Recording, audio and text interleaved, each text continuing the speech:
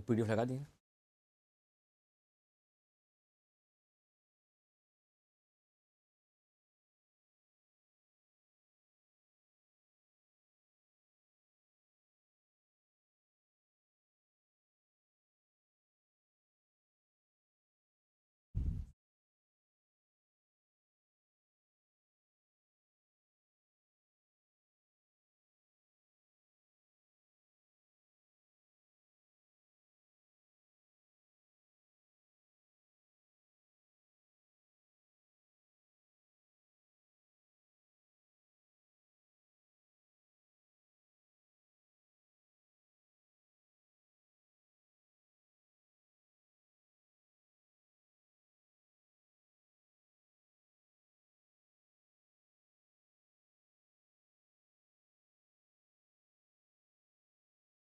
क्या हुआ?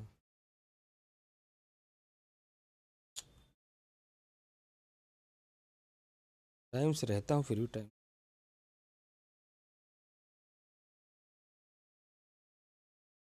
उस स्टेप पे लाके छोड़ा करो जहाँ केवल क्लिक किया न रहा कर।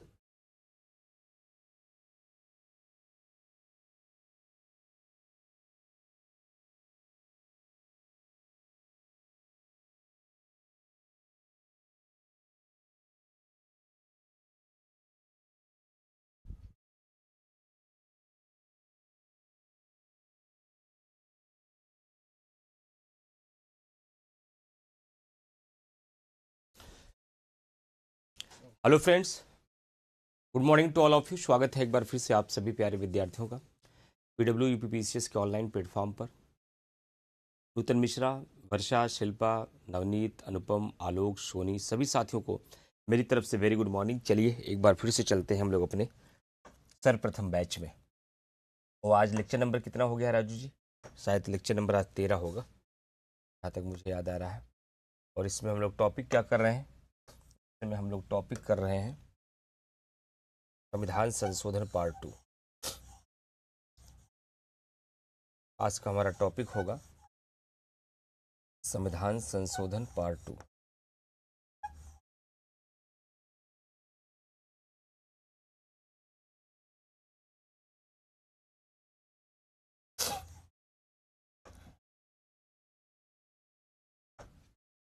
संविधान संशोधन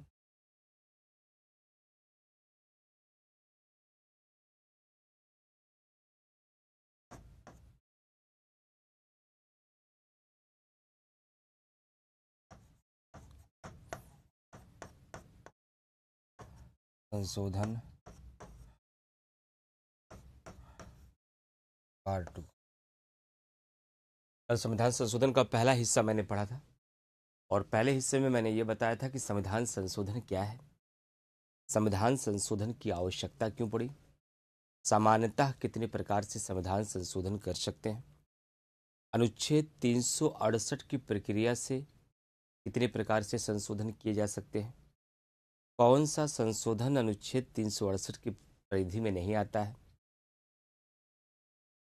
संविधान संशोधन का विचार कहाँ से लिया गया, संविधान संशोधन को किस आर्टिकल में रखा गया, संविधान संशोधन को किस भाग में रखा गया, और संविधान ने संविधान संशोधन की शक्ति किसे दी है, और साधारण बहुमत से होने वाले संशोधन कौन कौन से हैं, विशेष बहुमत से होने वाले संशोधन कौन कौन से हैं, विशेष बहुमत प्लस आधे राज्यों की सहमति से होने वाले आज हमें बताना है संविधान संशोधन की प्रक्रिया और संविधान संशोधन की शक्ति। संसद, क्या संसद के पास संविधान संशोधन की सीमित शक्ति है? साथ ही साथ मैं 2 पॉइंट और एक्स्ट्रा भी बताऊंगा जो आपके नोट्स में नहीं भी है, कि मेंस में कभी कभी आ सकता है। What is the importance of संविधान संशोधन, संविधान संशोधन का महत्व क्या होता है, और साथ ही साथ संविधान संशोधन।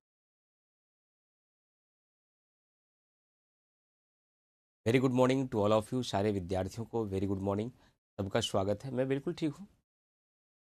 चलिए, आवाज़ स्लो है, आवाज़ धीरे धीरे होगी। जब राजधानी एक्सप्रेस चलती है तो पहले धीरे धीरे, पहले एक दो स्टेशन पर आराम से चलती है और धीरे धीरे रिदम पकड़ती है। और जो रिदम एक बार पकड़ेगी तो फिर धीरे धीरे फिर आपको मंजिल तक पहुँचाएगी, है ना।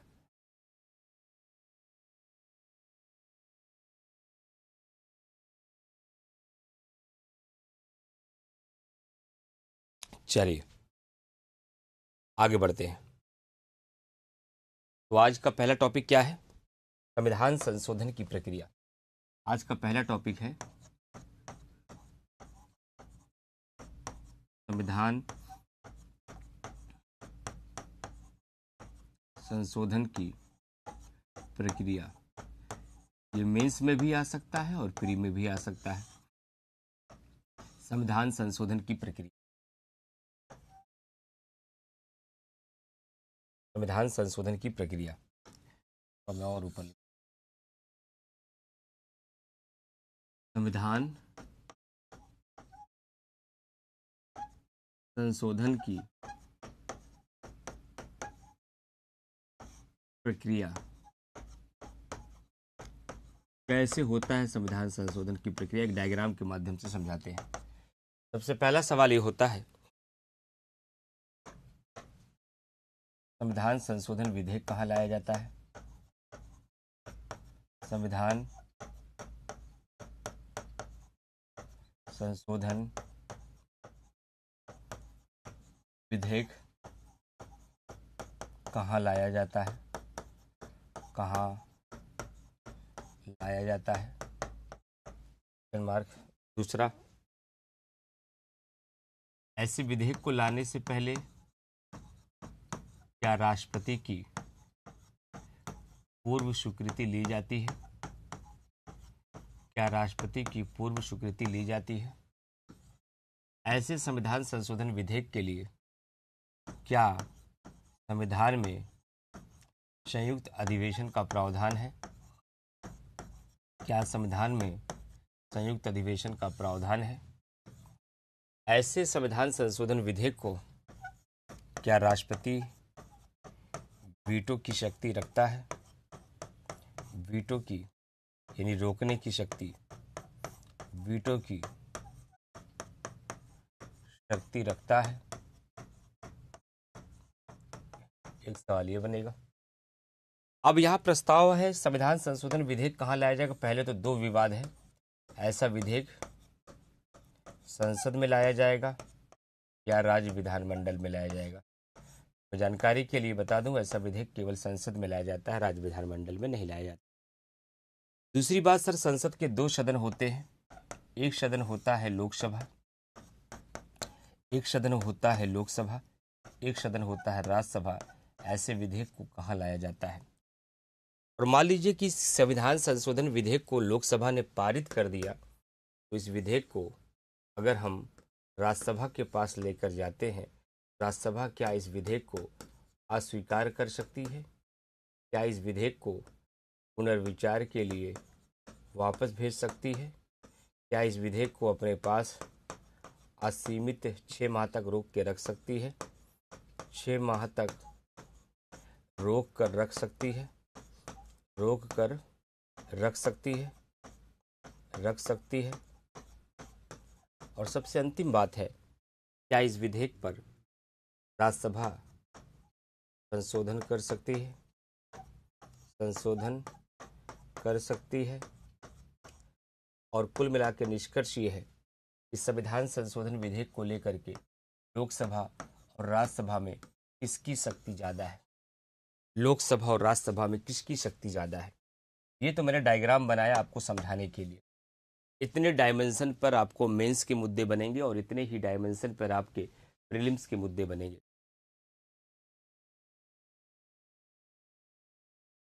अब हमको इतने सारे मुद्दों पर अध्ययन करना, तो मैंने पहले प्रोफार्मा तैयार कर दिया कि संविधान संशोधन की प्रक्रिया को समझाने के लिए हमें किस कसौटी पर आपको समझाना है, किन किन डायमेंशन पर आपको समझाना है। तो सबसे पहला सवाल जो आयोग प्रीलिम्स का पूछेगा वो ये पूछेगा कि संविधान संशोधन विधेयक जो है वह कहाँ पर लाया जाता है। संविधान संशोधन विधेयक कहाँ पर लाया जाता है? तो ध्यान रखना है, ये संसद में लाया जाता है, राज्य विधानमंडल में नहीं लाया जाता है। लेकिन सवाल ये उठता है कि संविधान संशोधन विधेयक संसद में कहाँ लाया जाता है, क्योंकि हमने पढ़ा है कि भारत में द्विसदनवाद है, भारत में लोकसभा है और राज्यसभा है। तो ये संविधान संशोधन विधेयक केवल लोकसभा में लाया जाता है या राज्यसभा में लाया जाता है? तो संविधान संशोधन विधेयक संसद के किसी भी सदन में लाया, टिक लगा दिया। यानी कि संविधान संशोधन विधेयक लोकसभा में भी लाया जा सकता है और राज्यसभा में भी लाया जा सकता है। सर मेरा एक सवाल है, मेरा ध्यान से सुनिएगा, बोलिए अपना सवाल। मान लीजिए कि संविधान संशोधन विधेयक पहले लोकसभा में लाया गया, लोकसभा ने पारित कर दिया, पारित करके इस विधेयक को राज्यसभा के पास भेजा, तो क्या राज्यसभा इस संविधान संशोधन विधेयक को अस्वीकार करने की शक्ति रखती है? यस। क्या राज्यसभा इस संविधान संशोधन विधेयक को पुनर्विचार के लिए लोकसभा को वापस भेज सकती है? यस। क्या इस संविधान संशोधन विधेयक को राज्यसभा अपने पास असीमित समय तक रोक के रख सकती है? यस। क्या संविधान संशोधन विधेयक को राज्यसभा संशोधित कर सकती है? यस। यानी कि संविधान संशोधन विधेयक पर राज्यसभा क्या क्या शक्ति रख रही है? अस्वीकार करने की शक्ति रख रही है, पुनर्विचार करने की शक्ति रख रही है, 6 माह तक रोकने की शक्ति रख रही है और उसमें संशोधन करने की भी शक्ति रख रही है। सर मैंने किसी किताब में पढ़ा है, पता नहीं पढ़ा है कि नहीं पढ़ा है आपने, मैं मान रहा हूं कि ऐसा पढ़ा है और आप मेरे से सवाल कर रहे हैं कि यदि कभी संविधान संशोधन विधेयक को लेकर दोनों सदनों में कोई मतभेद हो जाए, मतभेद का मतलब डिस्प्यूट हो जाए, डिस्प्यूट का मतलब लड़ाई हो जाए, मतलब लोकसभा राज्यसभा का कॉलर पकड़ ले या राज्यसभा लोकसभा का कॉलर पकड़ ले। यहाँ कॉलर पकड़ने की बात नहीं है बाबू, यहाँ कॉलर पकड़ने की बात नहीं है। तो मतभेद किसे कहते हैं इसे भी तो समझाइए सर। What is dispute? मतभेद किसे कहा जाता है? मतभेद भी नहीं जानते आप लोग? चलो ये भी समझा देता हूं कि मतभेद किसे कहते हैं। जब संविधान संशोधन विधेयक लोकसभा द्वारा पारित करके या राज्यसभा द्वारा पारित करके दूसरे सदन के पास जाए, दूसरा सदन उसे अस्वीकार कर दे तो मतभेद माना जाता है। दूसरा सदन 6 महीने तक कोई जवाब न दे तो मतभेद माना जाता है। दूसरा सदन विधेयक को पुनर्विचार के लिए वापस कर दे और पहला सदन उसकी बात न माने तो इस 3 कसौटियों को मतभेद माना जाता है। जिसको इंग्लिश में हम डिस्प्यूट कहते हैं, बोलचाल की भाषा में हम विवाद कहते हैं। लेकिन जानकारी के लिए आप प्यारे विद्यार्थियों को मैं बता दूं, जब मैं भारत का राष्ट्रपति पढ़ाऊंगा कार्यपालिका तो मैं बताऊंगा कि भारत का राष्ट्रपति अनुच्छेद 108 के तहत संयुक्त अधिवेशन बुलाने की शक्ति रखता है। और भारत का राष्ट्रपति संयुक्त अधिवेशन कब बुलाता है? जब किसी विधेयक को लेकर, जब किसी बिल को लेकर दोनों सदनों के बीच कोई मतभेद हो जाता है, दोनों सदनों के बीच कोई डिस्प्यूट हो जाता है, तो भारत का राष्ट्रपति अनुच्छेद 108 के तहत संयुक्त अधिवेशन बुलाता है। तो भारत का राष्ट्रपति आर्टिकल 108 के तहत ज्वाइंट सेशन बुलाता है। तो मैं सर यही तो आपसे पूछना चाह रहा हूं कि अगर संविधान संशोधन विधेयक को लेकर के लोकसभा और राज्यसभा के बीच कोई लड़ाई हो जाए, कोई मतभेद हो जाए, क्या कोई डिस्प्यूट हो जाए, तो क्या राष्ट्रपति संयुक्त अधिवेशन बुलाया गया? कुल मिला के ये कहना चाहते हैं सर, दुरंतो एक्सप्रेस सब पिकअप पकड़ने वाली है, ध्यान रखिएगा। आप लोग कह रहे थे सर बड़ा धीमे धीमे बोल रहे हैं, शुरू ऐसे ही होता है, कोई अचानक से बम ब्लास्ट नहीं करने लगता है, धीरे धीरे ही रिदम में होता है ना। इसलिए शुरुआती चरण में चीज़ें थोड़ा स्लो चलती हैं, फिर धीरे धीरे रिदम में आ जाती हैं। तो लोकसभा और राज्यसभा के बीच अगर कोई मतभेद हो जाए तो क्या भारत का राष्ट्रपति संयुक्त अधिवेशन बुलाएगा? आंसर है नो, संयुक्त अधिवेशन का कोई प्रावधान नहीं होता है। अगर आपने यूपीपीसीएस 2025 का पेपर दिया है या देखा है 12 अक्टूबर वाला, तो उस 12 अक्टूबर के पेपर में पॉलिटी का एक सवाल पूछा गया था। निम्नलिखित कथनों पर विचार कीजिए, मैं सवाल बोल रहा हूं, आप लोग मोहर लगाइएगा कि ये सवाल आया था या नहीं आएगा, अगर पेपर देखा है, और जब देखा नहीं तो क्या जानेंगे। निम्नलिखित कथनों पर विचार कीजिए। भारतीय संविधान के अनुच्छेद 109 में संविधान संशोधन का प्रावधान है।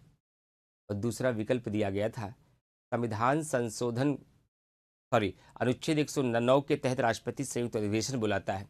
और दूसरा विकल्प था कि संविधान संशोधन के लिए संयुक्त अधिवेशन बुलाया जा सकता है। और नीचे पूछा गया था उपरोक्त दिए गए कथनों में से कौन सा कथन सत्य है और कौन सा कथन असत्य है, ये सवाल पूछा गया था। तो मैंने अभी बोला आपको कि भारत का राष्ट्रपति संयुक्त अधिवेशन 108 के तहत बुलाता है, 109 के तहत नहीं। पहला स्टेटमेंट गलत है। और मैंने अभी क्रॉस करके बता दिया कि धन विधेयक और संविधान संशोधन विधेयक के लिए संयुक्त अधिवेशन नहीं बुलाया जाता। सर एक बात अगर आप बुरा न माने तो और पूछ सकते हैं, क्यों बुरा माने, हम तो बताने के लिए आए ही है। मेरा सवाल यह है कि सर काहे नहीं बुलाया जाता? हमने तो किताबों में पढ़ा है कि साधारण विधेयक के लिए और वित्त विधेयक के लिए संयुक्त अधिवेशन का प्रावधान होता है ताकि विवादों को सुलझाया जा सके। लेकिन मैं आपसे सवाल पूछना चाहता हूं या पूछना चाहती हूं कि संविधान संशोधन विधेयक के लिए संयुक्त अधिवेशन नहीं बुलाया जाता, ये तो लक्ष्मीकांत में भी लिखा है। लेकिन लक्ष्मीकांत हमें ये नहीं बताती है कि आखिरकार संविधान संशोधन विधेयक के लिए संयुक्त अधिवेशन क्यों नहीं बुलाया जाता। इसीलिए तो हम अर्जुन नहीं, बल्कि सर्वप्रथम बैच में आए हैं। इसीलिए तो हम आपसे पॉलिटी पढ़ने आए हैं कि आप मुझे ये बताएंगे कि आखिरकार संविधान संशोधन विधेयक में संयुक्त अधिवेशन क्यों नहीं बुलाया जाता। बताएं। क्योंकि भारतीय संविधान कहता है कि जब कभी भी संविधान संशोधन विधेयक को लेकर किसी एक सदन या दोनों सदनों के बीच कोई विवाद हो जाए तो विवाद की स्थिति में विधेयक समाप्त हो जाएगा, वहीं पर लैप्स हो जाएगा, संयुक्त अधिवेशन नहीं। अब नए सिरे से नया विधेयक लाया जाएगा और संविधान के इसी कथन के कारण संविधान संशोधन विधेयक पर संयुक्त अधिवेशन नहीं बुलाया जाता है। अगला सवाल कि सर, जब कभी भी संसद में संविधान संशोधन विधेयक लाया जाता है तो क्या राष्ट्रपति से पूर्व स्वीकृति ली जाती है? जैसा कि मैंने किताबों में पढ़ा है कि धन विधेयक को लाने के लिए, नए राज्यों के गठन के लिए जब भी कोई प्रस्ताव लाया जाता है तो राष्ट्रपति की पूर्व स्वीकृति लेनी पड़ती है। तो क्या मैं आपसे सवाल पूछना चाहता हूं, सर, क्या संविधान संशोधन विधेयक के लिए भी राष्ट्रपति की पूर्व स्वीकृति लेनी पड़ती है? आंसर है नहीं। संविधान संशोधन विधेयक को लाने से पहले राष्ट्रपति की पूर्व स्वीकृति नहीं ली जाती है। सर, मान लीजिए कि संविधान संशोधन विधेयक को दोनों सदनों द्वारा पारित कर दिया गया तो विधेयक कहाँ जाएगा? क्योंकि भारतीय राज्य व्यवस्था की मूल अवधारणा में आपने पढ़ाया था कि कोई भी कानून या कोई भी संशोधन तब तक नहीं हो सकता जब तक कि दोनों सदनों द्वारा पारित होकर राष्ट्रपति का साइन न हो जाए। इसका मतलब है कि संविधान संशोधन विधेयक जब दोनों सदनों द्वारा पारित कर दिया जाएगा तो वह विधेयक राष्ट्रपति के पास जाएगा और यही पूछ रहा है क्या राष्ट्रपति उस पर वीटो लगा सकता है? यह वीटो लगाने का मतलब क्या हुआ सर? यह वीटो लगाने का मतलब यह हुआ कि संविधान संशोधन विधेयक को क्या राष्ट्रपति पुनर्विचार के लिए सदन को वापस भेज सकता है? प्रारंभ में भेजता था। प्रारंभ का मतलब क्या हुआ? जब 26 नवंबर 1949 को संविधान बना, जिसे 26 जनवरी 1950 को लागू किया गया, तब राष्ट्रपति से कहा गया था केवल धन विधेयक आप पुनर्विचार के लिए वापस नहीं भेज सकते, बाकी किसी भी विधेयक को आप सदन को धन विधेयक पुनर्विचार के लिए वापस भेज सकते हैं, विधेयक को पुनर्विचार के लिए वापस भेज सकते हैं। यानी कि आप संविधान संशोधन विधेयक पर वीटो लगा सकते हैं, उसे संशोधित होने से रोक सकते हैं। लेकिन आगे चलकर कांग्रेस की सरकार ने एक संशोधन किया, उस संशोधन का नाम है 24वां संविधान संशोधन 1971। आईएएस में सवाल पूछा गया है, आईएएस में यही सवाल पूछा गया है क्या कि 24वां संविधान संशोधन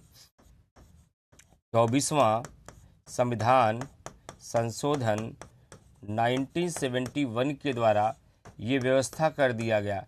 कौन सी व्यवस्था कर दी गई सर? कि यदि राष्ट्रपति के पास संविधान संशोधन विधेयक जाएगा तो राष्ट्रपति उस पर अपनी स्वीकृति देने के लिए बाध्य है। भारत का राष्ट्रपति अपनी साइन करने के अलावा दूसरा कोई विकल्प इसके पास नहीं होता है।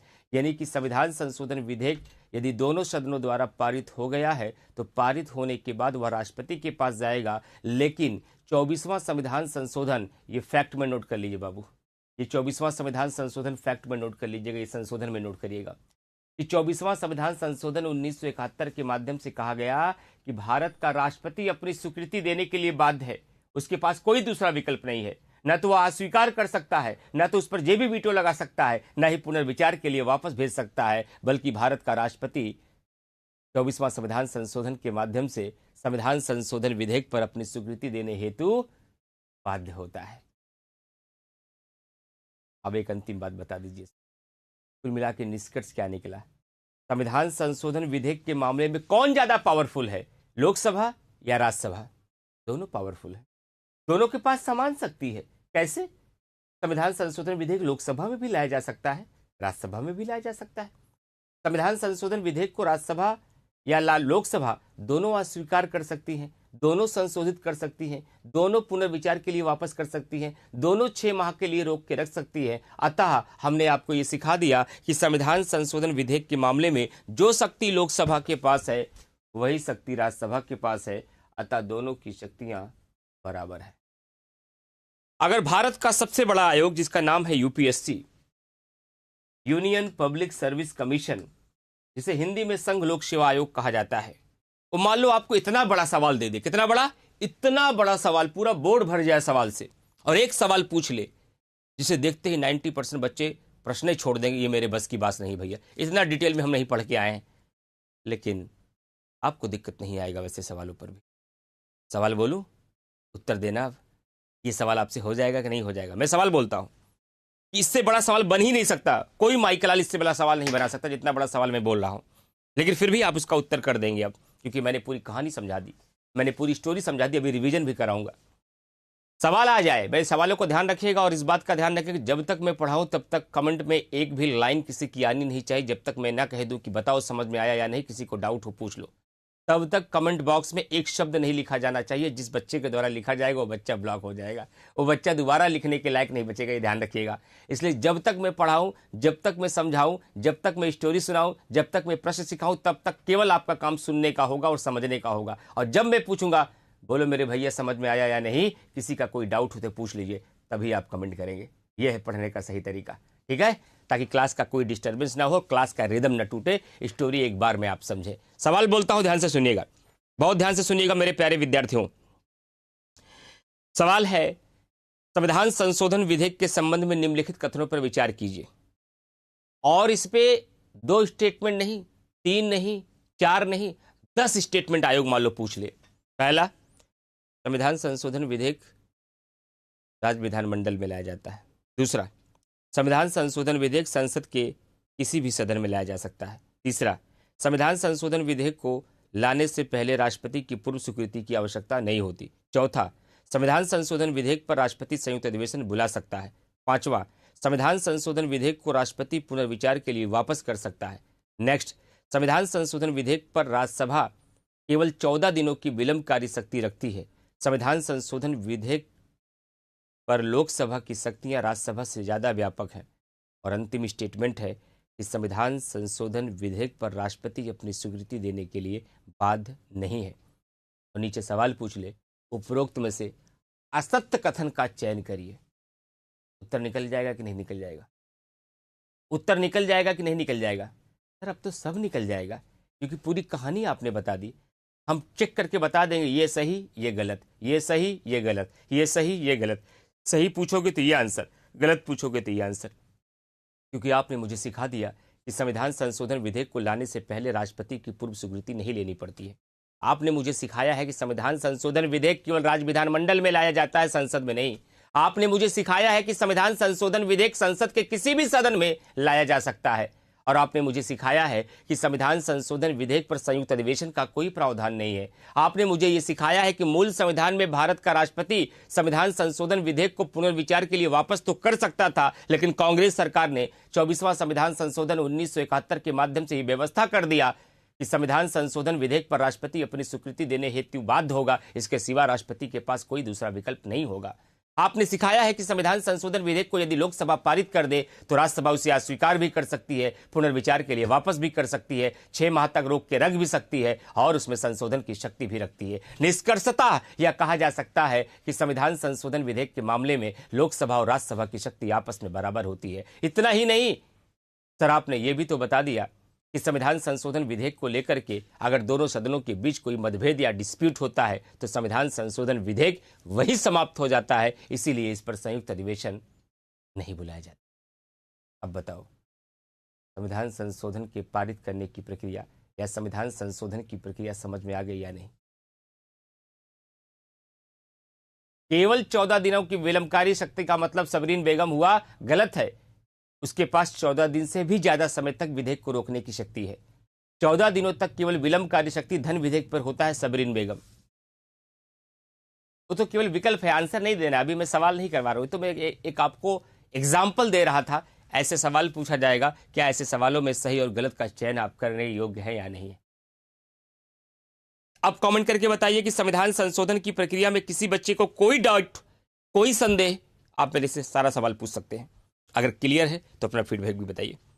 पानी पीता हूं फिर आगे बढ़ता हूं। बस यही प्रक्रिया अपनाना। एक चीज कि जब मैं पढ़ाऊं, जब मैं समझाऊं तो बीच में किसी का डिस्टरबेंस नहीं होना चाहिए। और जब मैं कहानी पूरी कर दूंगा तो अगर 5% भी आपके पास माइंड है तो आप कहानी समझ जाएंगे। लेकिन फिर भी मैं आपसे पूछूंगा, अगर इस कहानी को समझने में किसी को कोई दिक्कत आई हो तो आप मेरे से सवाल पूछ सकते हो, आप मेरे से अपने सारे डाउट क्लियर कर सकते हो। अगर ऐसा आप पढ़ेंगे तो आपको पढ़ने में भी मज़ा आ जाएगा और हमें पढ़ाने में भी मज़ा आ जाएगा। लेकिन बीच में tip tip tip tip tip tip करते रहेंगे, फटकार भी पड़ेगी और डांट भी पड़ेगी, और कुछ चेतावनी के बाद आपको ब्लॉक भी कर दिया जाएगा, फिर दोबारा कभी कमेंट भी नहीं। ये आपके लिए प्रतिबंध है, और प्रतिबंध का होना जीवन में बहुत ज़रूरी है। व्यक्ति को आज़ादी मिलनी चाहिए, लेकिन आज़ादी अगर मनमाने ढंग से मिल जाती है तो भारतीय संविधान कहता है कि नागरिक ना क्या हो जाएगा, निरंकुश हो जाएगा। उसी प्रकार से प्रत्येक व्यक्ति को कमेंट करने की आज़ादी होनी चाहिए, लेकिन ये आज़ादी अगर मनमाना हो जाएगी तो पूरे क्लास में अराजकता आ जाएगी।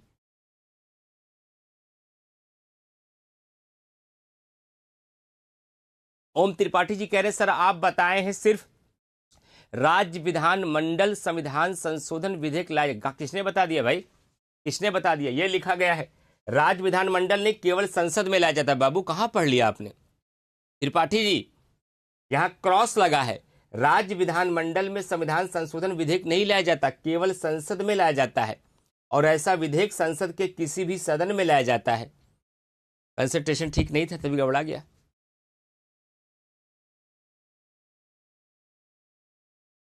सर राज्यसभा 6 मंथ के लिए रोक सकती है या उसके अधिक समय के लिए भी रोक सकती है? उसके अधिक समय तक रोकेगी तो विधेयक समाप्त हो जाता है निधि मौर्य। 6 महीने तक रोकेगी तो उसके बाद विधेयक की प्रक्रिया आगे बढ़ती है, लेकिन 6 महीने से ज्यादा समय अगर रोकना चाहे तो रोक सकती है, लेकिन विधेयक समाप्त हो जाएगा। हाँ, राज्यों को अधिकार नहीं है संशोधन करने की। उम्मे कुलसूम जी कह रही हैं, उम्मे कुलसूम जी कह रही हैं कि फर्स्ट टाइम सर समझ में आ जाता है, बाद में भूल जाता है। ये टोटल अपराध आपका है, उम्मे कुलसूम का अपराध है ये। बहुत अच्छा प्रश्न कर दिया, इससे बहुत सारे बच्चों का डाउट क्लियर हो जाएगा। उदास इमोजी बनाकर उन्होंने कहा है कि फर्स्ट टाइम क्लियर हो जाता है, बाद में भूल जाती हूं। ये पूरा का पूरा 100% 100% दोष उम्मे कुलसूम का है। अगर आप कमेंट ये करती हैं कि सर आप जब पहली बार बात बताते हैं तब तो समझ में नहीं आता है, जब मैं खुद से पढ़ती हूं तो मुझे समझ में आ जाता है, तब दोष हमारा होगा, आपका नहीं होगा। लेकिन जब पहली बार में आपको समझ में आ जाता है लेकिन बाद में आप भूल जाती है, तो उम्मे कुलसूम ये पूरा दोष और इसका पूरा श्रेय आपको जाता है।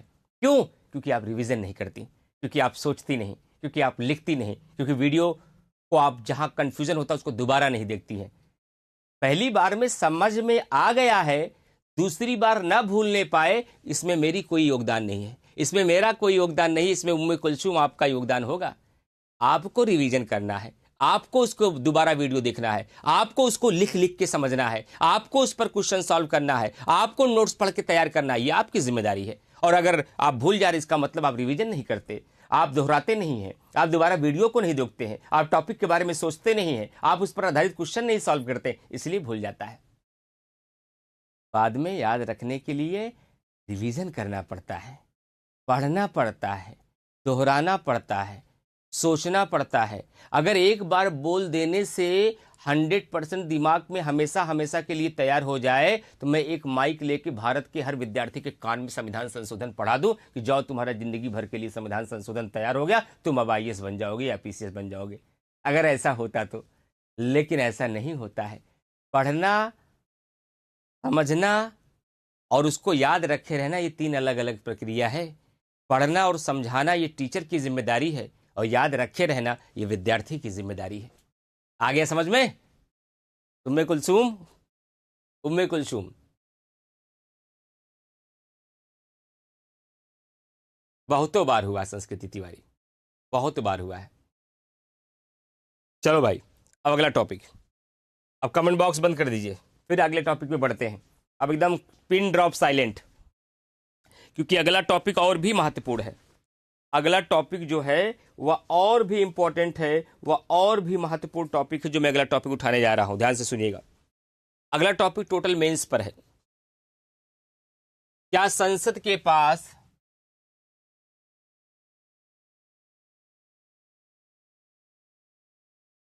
क्या संसद के पास संविधान में संशोधन करने की क्या संसद के पास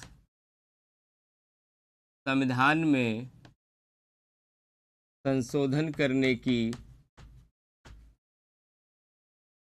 संशोधन करने की असीमित शक्ति है। संशोधन करने की असीमित शक्ति है।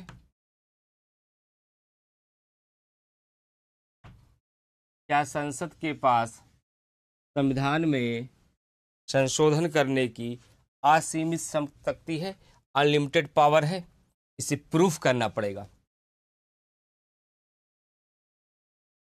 आप शरारत करते हैं तो पापा को पीटने की शक्ति है। क्या पापा के पास पीटने की ऐसी शक्ति है कि वो आपको लहूलुहान कर दे, आपका थोबड़ा बैंड कर दे, आपके हाथ पैर तोड़ डाले, आपको उल्टा पेड़ में लटका दे, आपको जमीन में पूरे धूप में नंगे पांव घिर्राते रहे?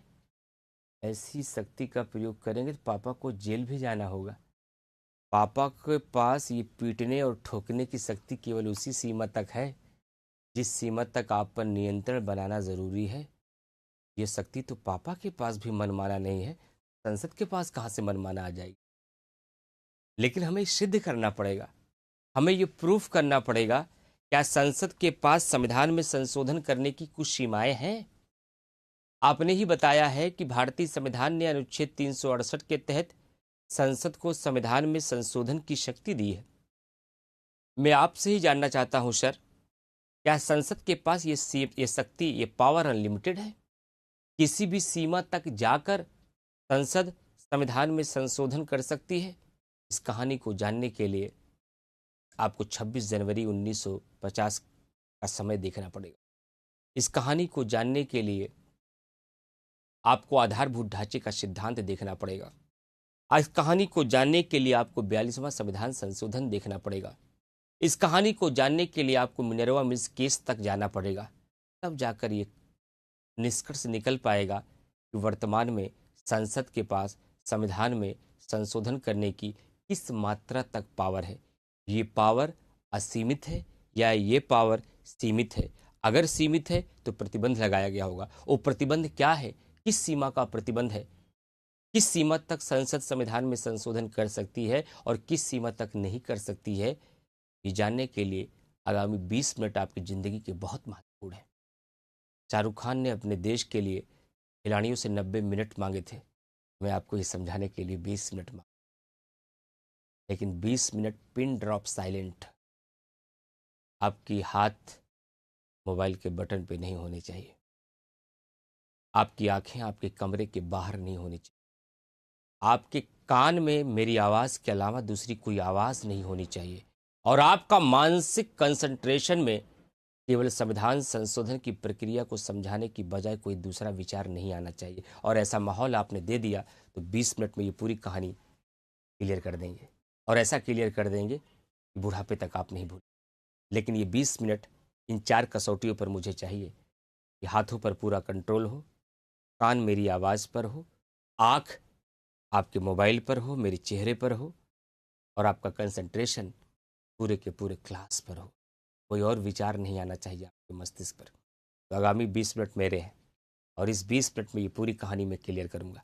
और 20 मिनट बाद में जब पूछूंगा, अब बताओ समझ में आया या नहीं, किसी को कोई डाउट हो तो पूछिए, तब आप पूछें, तब अपना फीडबैक आप बताएंगे। 20 मिनट अब मेरे हैं, ठीक? तैयार हो जाइए आप लोग, पूरे मन के साथ तैयार हो जाइए। सवाल उठता है कि क्या संसद के पास संविधान में संशोधन करने की असीमित शक्ति है? जब भारतीय संविधान का निर्माण हुआ, जानकारी के लिए आप विद्यार्थियों को बता दूं, जब भारतीय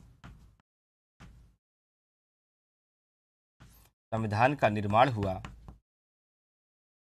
और इसे लागू किया गया, कब? 26 जनवरी 1950। तब संविधान संसद के पास संविधान के किसी भी हिस्से में या संविधान के किसी भी भाग में संशोधन करने की पावर थी। संशोधन करने की पावर थी। संसद के ऊपर किसी बात का कोई प्रतिबंध नहीं था। संसद के ऊपर किसी बात का कोई प्रतिबंध नहीं था। मुद्दा भी समझते रहिएगा, मेरा एग्जाम्पल भी सुनते रहिएगा। जब पहली बार आपको प्रयागराज पढ़ने के लिए भेजा गया तो आपके ऊपर किसी भी प्रकार का प्रतिबंध नहीं था। आप किसके साथ रहोगे, आप कहाँ पर रहोगे, आप कब आओगे, कब जाओगे, आप अपना रिजल्ट बताओगे कि नहीं बताओगे, आप अपनी परफॉर्मेंस का विवरण मुझे दोगे या नहीं दोगे, ये कुछ भी नहीं कहा गया था। लेकिन जब आप प्रयागराज पढ़ने के लिए आए तो आपने अपना कमरा गंगा के एकदम किनारे लिया, जहाँ डेली 8 बजे के बाद ऊपर छत पर बैठकर गंगा का नज़ारा आप देखते थे, जहाँ पर आप अपने दोस्तों के बाद कई बार आप शाम को 4 बजे निकल जाते थे, रात को 12-12 बजे तक आप लौटते थे। और 1 साल बीत गए, आपने पढ़ाई के नाम पर 10 घंटे भी नहीं पढ़े। तो 1 साल बाद आपके पापा को कुछ निर्णय लेना पड़ेगा या नहीं? जरूर लेना पड़ेगा, क्योंकि आपने इस आज़ादी का दुरुपयोग कर दिया, क्योंकि आपके पर प्रतिबंध नहीं लगाया और इस प्रतिबंध का ना लगाने का मनमाना प्रयोग किया। आपको कहा गया बेटा कमरा ऐसी जगह लो जहाँ पढ़ने वाले लोग रहते हैं। गंगा के किनारे लेकर गंगा का दर्शन करने के लिए नहीं भेजा है, मैंने आपको अपना भविष्य बनाने के लिए भेजा। और बेटा आज के बाद तुम अपने दोस्तों के साथ शाम को 6 बजे बाद नहीं, कि तुम्हारे मकान मालिक ने मुझे बताया है कि तुम 12-12 बजे तक लौटते हो और आज तक किसी भी टेस्ट में तुम्हारी 10 रैंक नहीं आई है। अतः मुझे हर टेस्ट का तुम्हारा रिजल्ट चाहिए। मकान मालिक का नंबर दो, मैं रोज़ बात करूंगा मेरा बेटा कितने बजे वापस आता है। और अपने पास एक वीडियो कॉल मोबाइल रखो, जब मन होगा मैं मोबाइल में कॉल करके चेक करूंगा कि तुम अभी कहाँ हो। प्रतिबंध लगा कि नहीं लगा? लगा। जब आए थे लगा था, नहीं लगा था। काहे अब लग गया? क्योंकि सर हम प्रतिबंध ना लगाने का दुरुपयोग कर, क्योंकि हमारे पेरेंट्स ने हमें जो आज़ादी दी थी उस आज़ादी का दुरुपयोग मैंने कर दिया था, इसीलिए हमारे ऊपर ये प्रतिबंध लगा है। इसका मतलब है प्रारंभ में संविधान निर्माताओं ने संसद को ऊपर कोई प्रतिबंध नहीं लगाया। उसने कहा कि आज जाइए, आवश्यकता अनुसार आप संविधान में परिवर्तन कीजिएगा। संविधान के किसी भी भाग में आप परिवर्तन की शक्ति रखते हैं, आपके ऊपर कोई प्रतिबंध। लेकिन समय के साथ देखा गया कि संसद ने अपनी बहुमत का दुरुपयोग करते हुए, सरकारों ने अपने बहुमत का दुरुपयोग करते हुए कई बार संविधान के ऐसे हिस्से को बदलने की कोशिश की, संविधान में ऐसे ऐसे परिवर्तन किए जिससे संविधान को खतरा बढ़ता जा रहा, जिसमें संविधान के मूल ढांचे प्रभावित हो रहे थे, जिसमें संविधान की नींव हिलती जा रही थी। इसलिए आगे चलकर एक केस आया जिसका नाम है केशवानंद भारती बनाम केरल राज्य का मामला। आगे चलकर एक केस आया जिसका नाम है केशवानंद भारती बनाम केरल राज्य का मामला। केरल राज्य का मामला। और इसी मामले में, ये मामला 1973 में आया था। और इस मामले में न्यायालय ने क्या किया? इस मामले में न्यायालय ने आधारभूत ढांचे का सिद्धांत प्रतिपादित किया। आधारभूत ढांचे का सिद्धांत प्रतिपादित किया। आधारभूत ढांचे को ही सार तत्व कहा जाता है। आधारभूत ढांचे को ही मूल तत्व कहा जाता है। आधारभूत ढांचे को ही आधार स्तंभ कहा जाता है। आधारभूत ढांचे को ही मूल संरचना कहा जाता है। और आधारभूत ढांचे को ही मूल ढांचा कहा जाता है। पहले तो इसको नाम याद रखिए, इतने सारे नाम है कितने सारे इसके हिंदी में पर्यायवाची है। इंग्लिश में केवल एक शब्द है, बेसिक स्ट्रक्चर।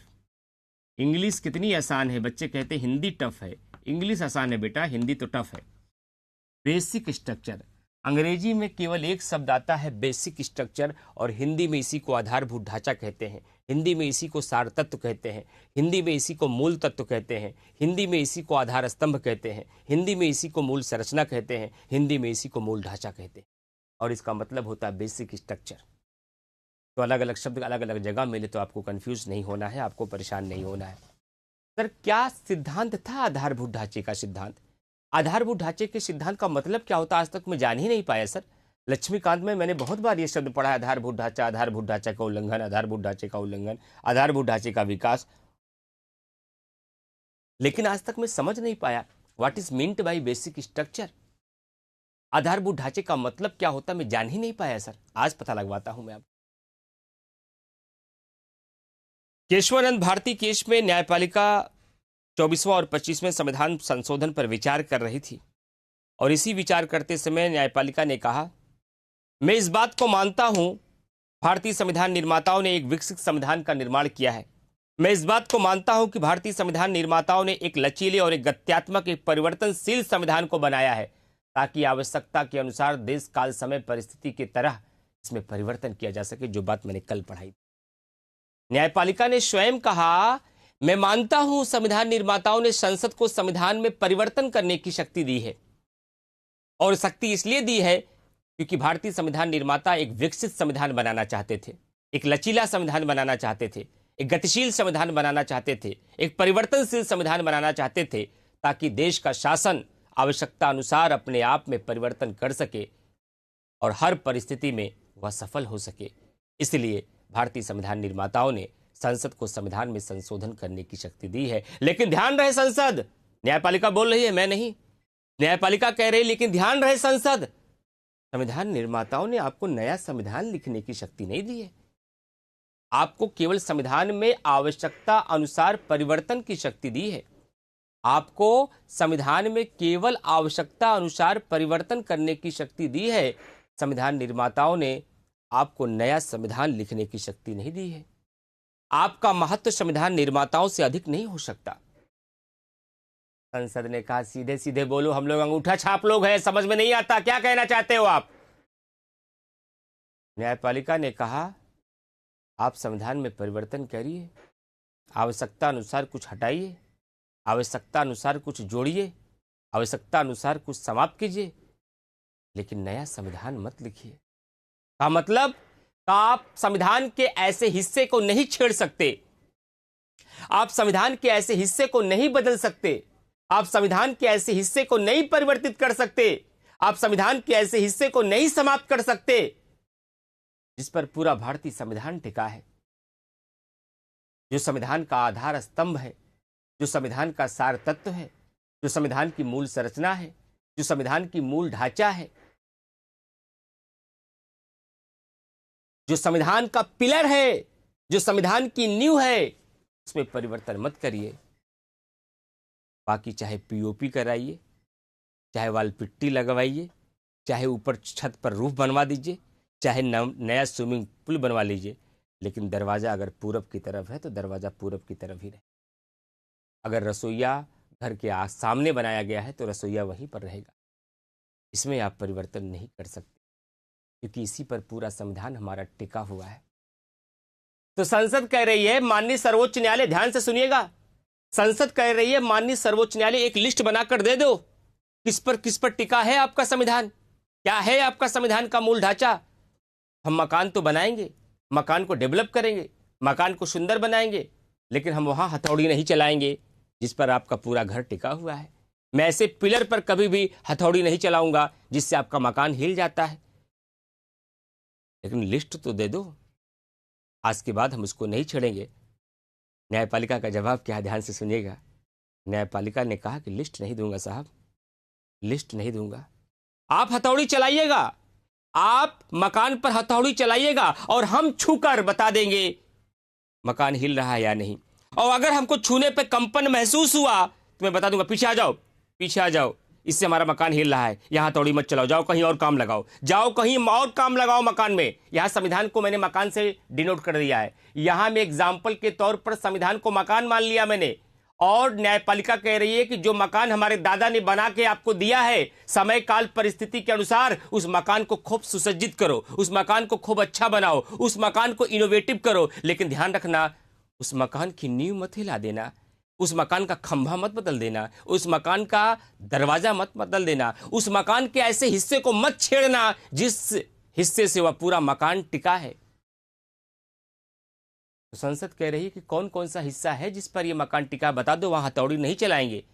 न्यायपालिका ने कहा ऐसे नहीं बताऊंगा, जब हथौड़ी चलाओगे तब हम छू कर महसूस करेंगे कंपन हो रहा है या नहीं, मकान हिल रहा है या नहीं। और जब मैं कह दूंगा यहां से भी मकान हिल रहा है, उसको नोट कर लेना कि आज के बाद जीवन में हमें खिड़की पे हथौड़ी नहीं चलानी है, आज के बाद जीवन में हमको पिलर पे हथौड़ी नहीं चलानी है, आज के बाद जीवन में हमें किचन पे हथौड़ी नहीं चलानी है, आज के बाद जीवन में मुझे बारजे पर हथौड़ी नहीं चलानी है। जो जो बताता जाऊंगा इसको लिस्ट बनाते जाना, और जिसको जिसको मैं लिस्ट में शामिल कर दूंगा वो भारतीय संविधान का मूल ढांचा होगा, वो संविधान का बेसिक स्ट्रक्चर होगा। और बेसिक स्ट्रक्चर को अगर आपने संशोधन करके बदलने का प्रयास किया, हम ऐसे किसी भी प्रयास को रद्द कर देंगे, हम ऐसे किसी भी आपके प्रयास को खारिज कर देंगे।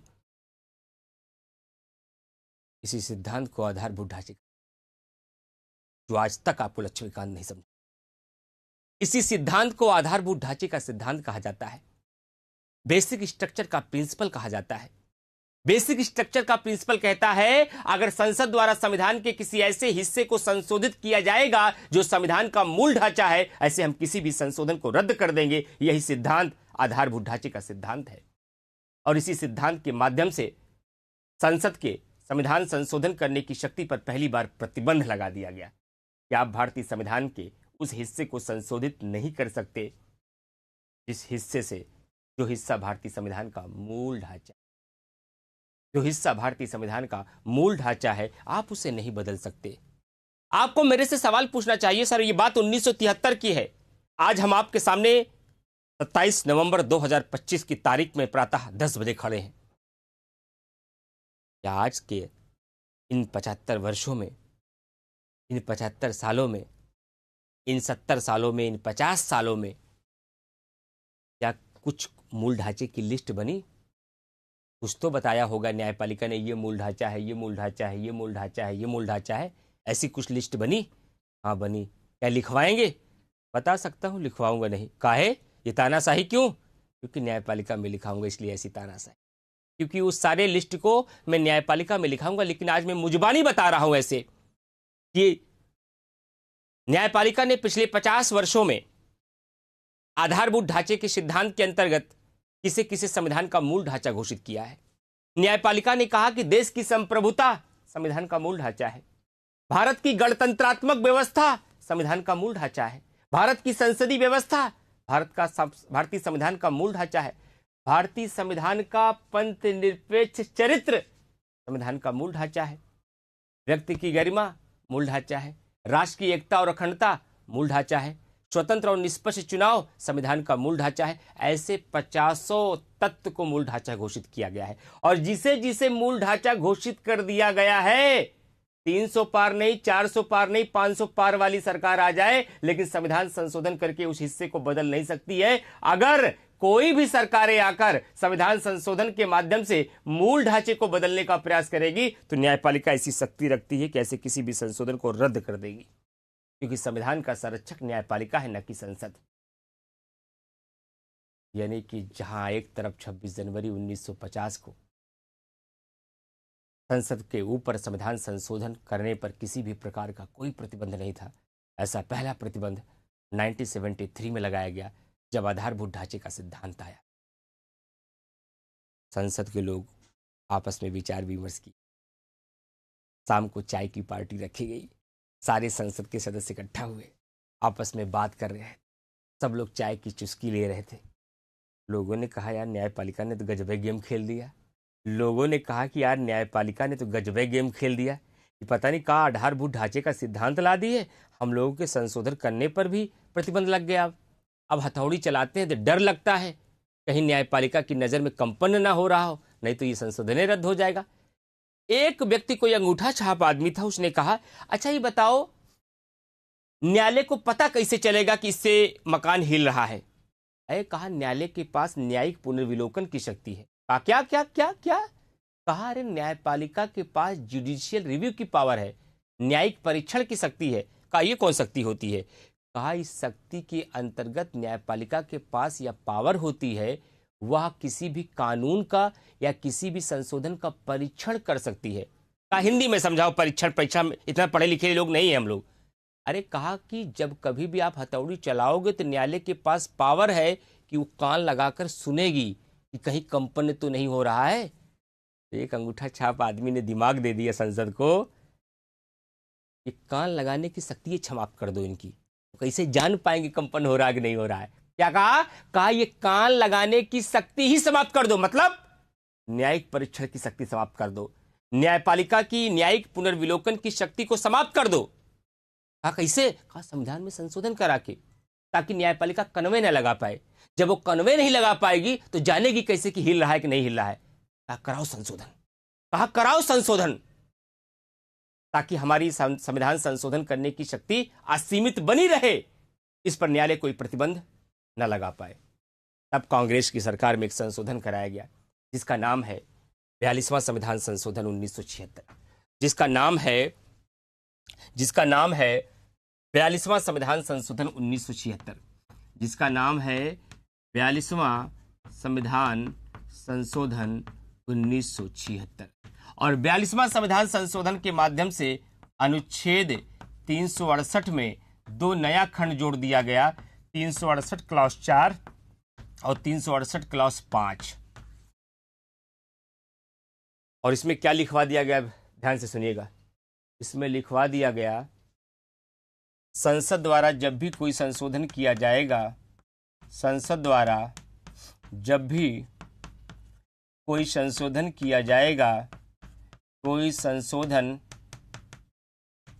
किया जाएगा, संसद द्वारा जब भी कोई संशोधन किया जाएगा, न्यायालय उसका परीक्षण नहीं करेगा, न्यायालय उसका परीक्षण नहीं करेगा, न्यायालय इसका परीक्षण नहीं करेगा।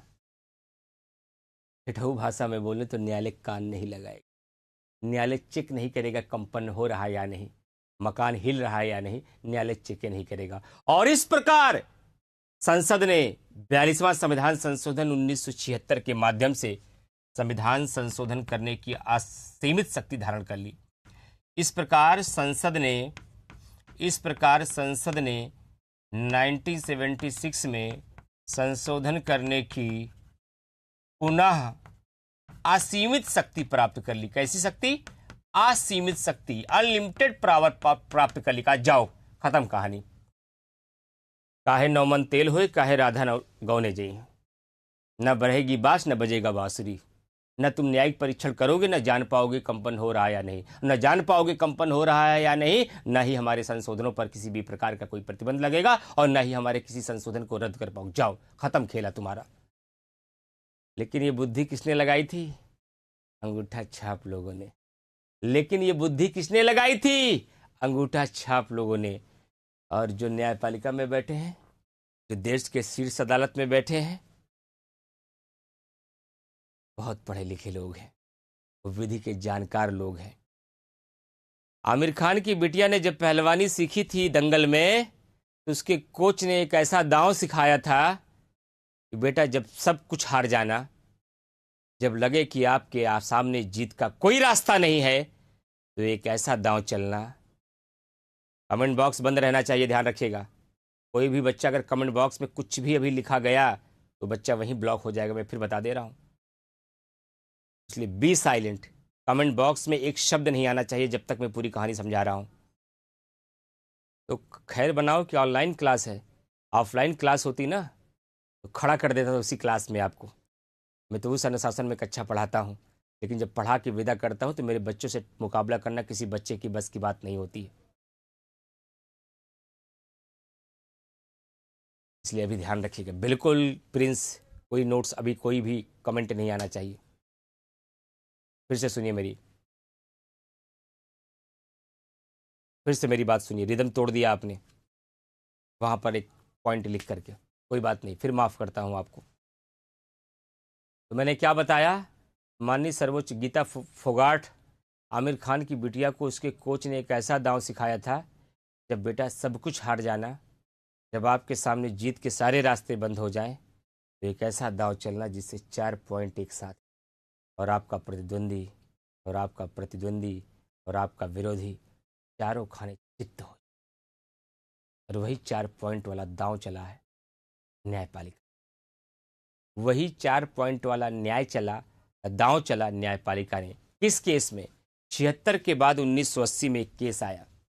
76 के बाद 1980 में एक केस आया। 1980 में एक केस आया जिसका नाम है मिनर्वा मिल्स बनाम भारत संघ का मामला। मिनर्वा मिल्स बनाम भारत संघ का मामला। ये केस कब आया था? 1980 में आया था। और न्यायपालिका ने क्या कह दिया?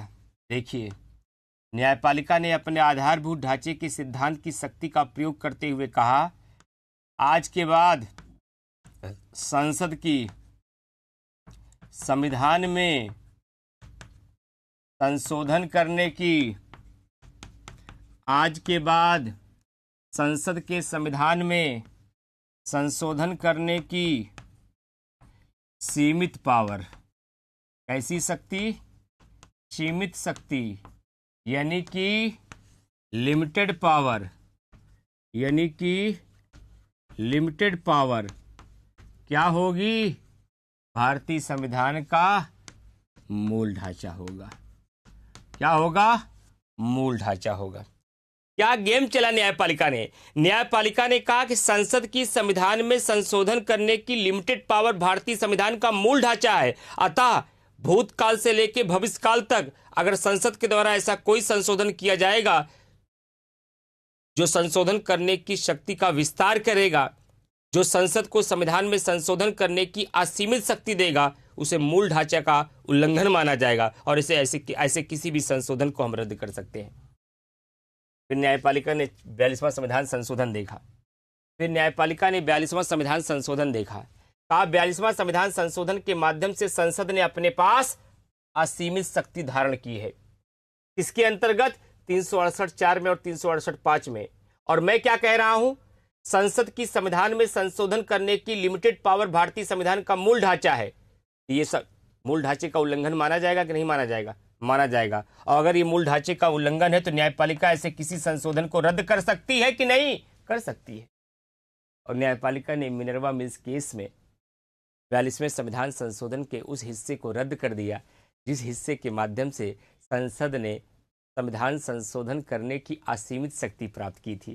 क्योंकि मिनर्वा मिल्स बनाम भारत संघ के मामले में न्यायपालिका ने कह दिया संसद के पास संविधान में संशोधन करने की सीमित शक्ति होगी और ये सीमित शक्ति भारतीय संविधान का मूल ढांचा है और इस मूल ढांचे को बदलने का कोई भी ऐसा प्रयास जो संसद द्वारा किया जाएगा, हम ऐसे किसी भी प्रयास को रौंद देंगे, रद्द कर देंगे, समाप्त कर देंगे। अतः 42वां संविधान संशोधन के माध्यम से जो आपने किया है वह मूल ढांचे के खिलाफ है और मूल ढांचे का उल्लंघन कर रहा है। अतः इस आधार पर 42वें संविधान संशोधन के हम उस हिस्से को रद्द कर देंगे जो आपको संशोधन करने की असीमित शक्ति दे रहा है। अब संसद ने कहा अब क्या होगा? समझदार लोगों ने कहा कुछ नहीं हो। समझदार लोगों ने कहा कि अब कुछ नहीं हो सकता। तो कुछ बेवकूफ लोगों ने कहा कि क्या हमारी संशोधन करने की शक्ति ही चली गई? अब क्या आज के बाद हम संविधान संशोधन ही नहीं कर सकते? न्यायपालिका ने आगे बढ़कर कहा मैंने कब कह दिया कि आप संविधान में संशोधन नहीं कर सकते? अगर मैं ये कह दूंगा कि आप संविधान में संशोधन ही नहीं कर सकते, इसका मतलब है कि मैं संविधान निर्माताओं के खिलाफ चला गया हूं। मैंने तो केशवानंद भारती केस में ही कहा था कि आप संविधान में संशोधन कर सकते हैं, लेकिन मूल ढांचे को बचाकर। मैंने तो केशवानंद भारती केस में कह दिया था कि आप संविधान संशोधन कर सकते हैं, संविधान में परिवर्तन कर सकते हैं, लेकिन मूल ढांचे को बचाकर। लेकिन आप तो चाहते थे कि हम आपके संशोधनों का परीक्षण भी ना करें, हम आपके संशोधन करने पर आप कान भी ना लगाएं, हम आपके संशोधनों को चेक भी ना करें कि ये मूल ढांचे के खिलाफ है या नहीं। इसलिए मैंने अब संशोधन करने की सीमित शक्ति को मूल ढांचा घोषित कर दिया है और इस आधार पर मैंने आपके 42वें संविधान संशोधन को रद्द कर दिया है। आज के बाद आप संविधान में संशोधन तो करेंगे, लेकिन संशोधन करते समय इस बात का ध्यान रखेंगे कि मूल ढांचा पर कोई प्रभाव नहीं पड़ना चाहिए। अगर मूल ढांचे पर प्रभाव पड़ेगा तो मैं रद्द कर दूंगा। और दूसरी बात, आज के बाद संशोधन करके कभी भी अपने संशोधन करने की शक्ति का विस्तार मत कीजिएगा। तब संसद के लोगों ने कहा, ज्यादा लालच बुरी बला, ज्यादा लालच बुरी बला। हमको बैठने का मौका मिल गया था, हम बेवजह लेटने का प्रयास कर रहे थे, हमको सीट से भी उठा दिया गया। अब तो हमें सीट से भी उठा दिया गया। अतः वर्तमान स्थिति क्या है, निष्कर्ष क्या निकला? क्योंकि आपने सवाल पूछा है कि क्या संसद के पास संविधान में संशोधन करने की वर्तमान में असीमित शक्ति है, तो इसका कंक्लूजन हम क्या लिखें सर?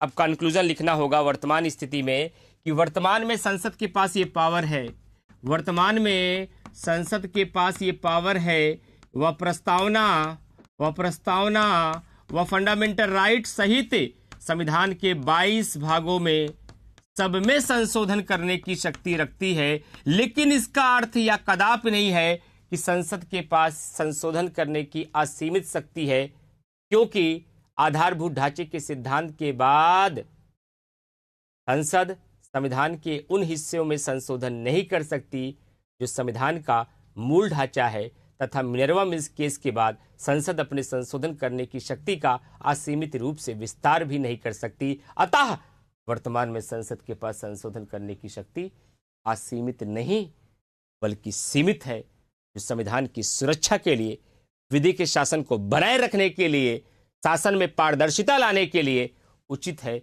इसी से ही भारतीय संविधान सफल हो पाएगा और एक सफलतम शासन प्रणाली चल पाएगी। कहानी समाप्त हो गई। अब कमेंट करके सारे विद्यार्थी बता सकते हैं, क्या आपको 26 जनवरी 1950 से लेकर 27 नवंबर 2025 तक की सारी स्टोरी क्लियर हो गई? क्या आपको आधारभूत ढांचे का सिद्धांत क्लियर हुआ? क्या आपको 42वां संविधान संशोधन स्पष्ट हुआ? क्या आपको मिनर्वा मिल्स केस समझ में आया? क्या ये प्रतिबंध समझ में आया? क्या 42वां संविधान संशोधन की मंशा समझ में आई? क्या मिनर्वा मिल्स केस का निर्णय समझ में आया? और वर्तमान स्थिति क्या क्लियर हो पाई कि आज संसद क्या मौलिक अधिकारों में संशोधन कर सकती है? यस। प्रस्तावना में संशोधन कर सकती है? यस। संविधान के सभी भागों में संशोधन कर सकती है? यस। क्या किसी भी सीमा तक? नहीं। इस पर प्रतिबंध है। किस बात का? मूल ढांचे का। मतलब क्या हुआ? वह संविधान के ऐसे हिस्से को नहीं बदल सकती जो संविधान का बेसिक स्ट्रक्चर है। कैसे पता लगेगा? न्यायपालिका तय करे। मिनर्वा मिल्स के नाम से याचिका दायर हुई थी, उसी को मिनर्वा मिल्स केस के नाम से जानते हैं आयुष शर्मा। जाके लक्ष्मीकांतो एक बार पढ़ लीजिए, जयनारायण पांडे भी पढ़ लीजिए, टी.डी. बसु भी पढ़ लीजिए, अपनी वाणी भी पढ़ लीजिए, भारत की और किताबें पढ़ लीजिए, तब भी मेरे पास आइएगा। क्या भारत की हर किताबों में ये संसद की शक्ति इसी प्रकार से बताई गई है जैसे मैंने समझाया है? इसलिए मैं बच्चों को इजाज़त देता हूँ। मैं अपनी जलेबी खिला रहा हूँ, लेकिन आपको मैं कहता हूँ कि जाओ और दुकानों की जलेबी ज़रा खा के आओ, तब तो पता चलेगा कि हमारी जलेबी कैसी है। वरना बहुत सारे बच्चे मान बैठते हैं जलेबी ऐसी ही होती है। जलेबी ऐसी नहीं होती साहब। जलेबी कैसी कैसी लोग खिलाते हैं, ये जानने के लिए और कक्षाएं देखिए और किताबें पढ़िए, तब पता लगेगा उन किताबों और उन कक्षाओं में ये कक्षा कितनी विशिष्ट है आपके लिए, ये जलेबी का स्वाद कितना अलग है आपका। और केवल यही जलेबी खाते रहेंगे तब कई सारे बच्चे मान बैठते जलेबी ऐसे होती है। ऐसे नहीं होती है। जलेबी के बहुत प्रकार हैं और जलेबियाँ खाइए तभी इस जलेबी का अंदाज़ा लगेगा, नहीं तो आप हल्के में ले रहे होंगे अभी ना। अरे ऐसे ही सब पढ़ाते हैं भैया, पॉलिटी ऐसे पढ़ाई ही जाती है, ऐसे पॉलिटी में लिखा ही गया है। क्या क्या लिखा गया है, क्या क्या पढ़ाया गया है, ज़रा पढ़ के और देख कर आइए, तब आपको अंदाज़ा लगेगा किस लेवल की पॉलिटी आपको पढ़। अभी फैक्ट पे मत जाओ आयुष शर्मा। अभी मिनर्वा मिल्स केस आगे हम जब विस्तार से चर्चा न्यायपालिका में करेंगे तो सारे केस सारे पीठ बताएंगे। आयुष शर्मा, केशवानंद भारती केस में कितने सदस्य थे? मिनर्वा मिल्स केस में कितने सदस्य थे? गोलकनाथ केस में कितने सदस्य थे? सज्जन सिंह केस में कितने सदस्य थे? शंकरी प्रसाद केस में कितने सदस्य थे? किसका मुख्य न्यायाधीश कौन सा था? कितने अनुपात में निर्णय आया था? ये सारी बातें समझाएंगे, लेकिन अभी उसका दस्तूर नहीं है, न्यायपालिका में बताएंगे। ये न्यायपालिका में बढ़ाएंगे। यहां तो केवल मैं संविधान संशोधन के संबंध में उस केस को कोट कर रहा हूं बस।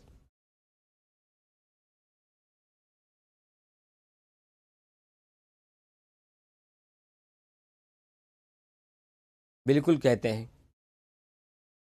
42वां संविधान संशोधन को मिनी कॉन्स्टिट्यूशन भी कहा जाता है, क्योंकि इसके माध्यम से बहुत परिवर्तन किया गया है।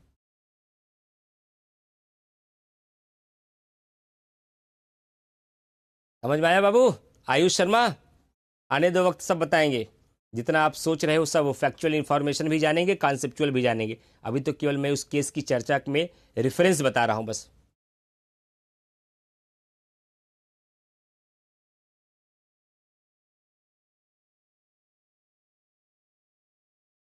कुछ पूछना चाहते हो तो पूछ सकते हैं आप लोग, और इसके अलावा तो कोई कॉन्सेप्ट अगर ना समझ में आया हो।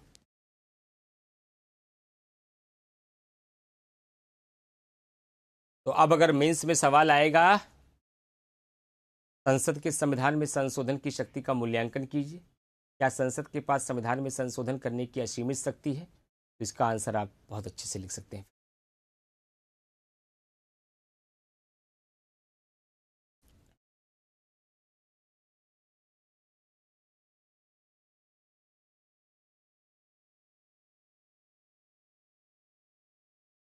अभी दो हिस्सा और बताऊंगा, जो बच्चे ना पढ़ते हैं और ना किताब में आप देखते हैं उसे। दो मुद्दा और आ सकता है, हालांकि पीसीएस के ऊपर का लेवल है, पीसीएस में भी आ सकता है, कोई बड़ी बात नहीं है। अब दो हिस्से और मैं सिखाना चाहूँगा आपको, ताकि कभी और दार्शनिक सवाल आपसे पूछा जाए और कभी मेंस के सवाल कभी और आ जाए तो आपको कोई दिक्कत ना आनी पाए। अब अगली हेडिंग आप अगली हेडिंग बनाएंगे संविधान संशोधन का महत्व, फिर आलोचना। पहले संविधान, दो बातें एक साथ बताऊंगा अब।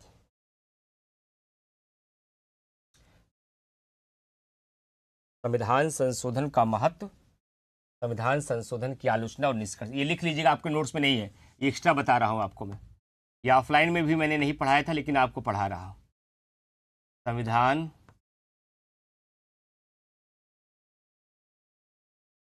संशोधन का महत्व और दूसरा संविधान संशोधन की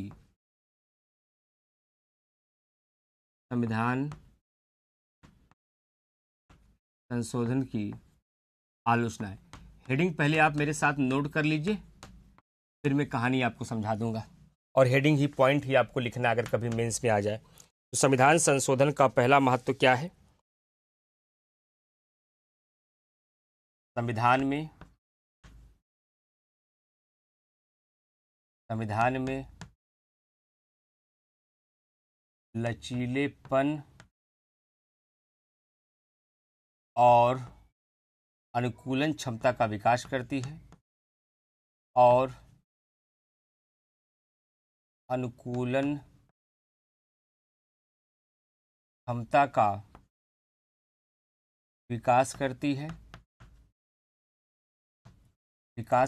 इसका पहला फायदा यह है, पहला इंपॉर्टेंस ये है। दूसरा, नए अधिकारों का समावेश करता है। नए अधिकारों का समावेश करता है, ये दूसरा महत्व है। तीसरा महत्व क्या है? संविधान एक जीवंत दस्तावेज बन पाता है। संविधान एक जीवंत, अभी मैं समझाऊंगा, पहले नोट कर लीजिए, आपके नोट्स में नहीं है, इसको नोट्स में बढ़ा लीजिए। ये पॉइंट आपके नोट्स में नहीं लिखा है। ये संविधान एक जीवंत दस्तावेज बन पाता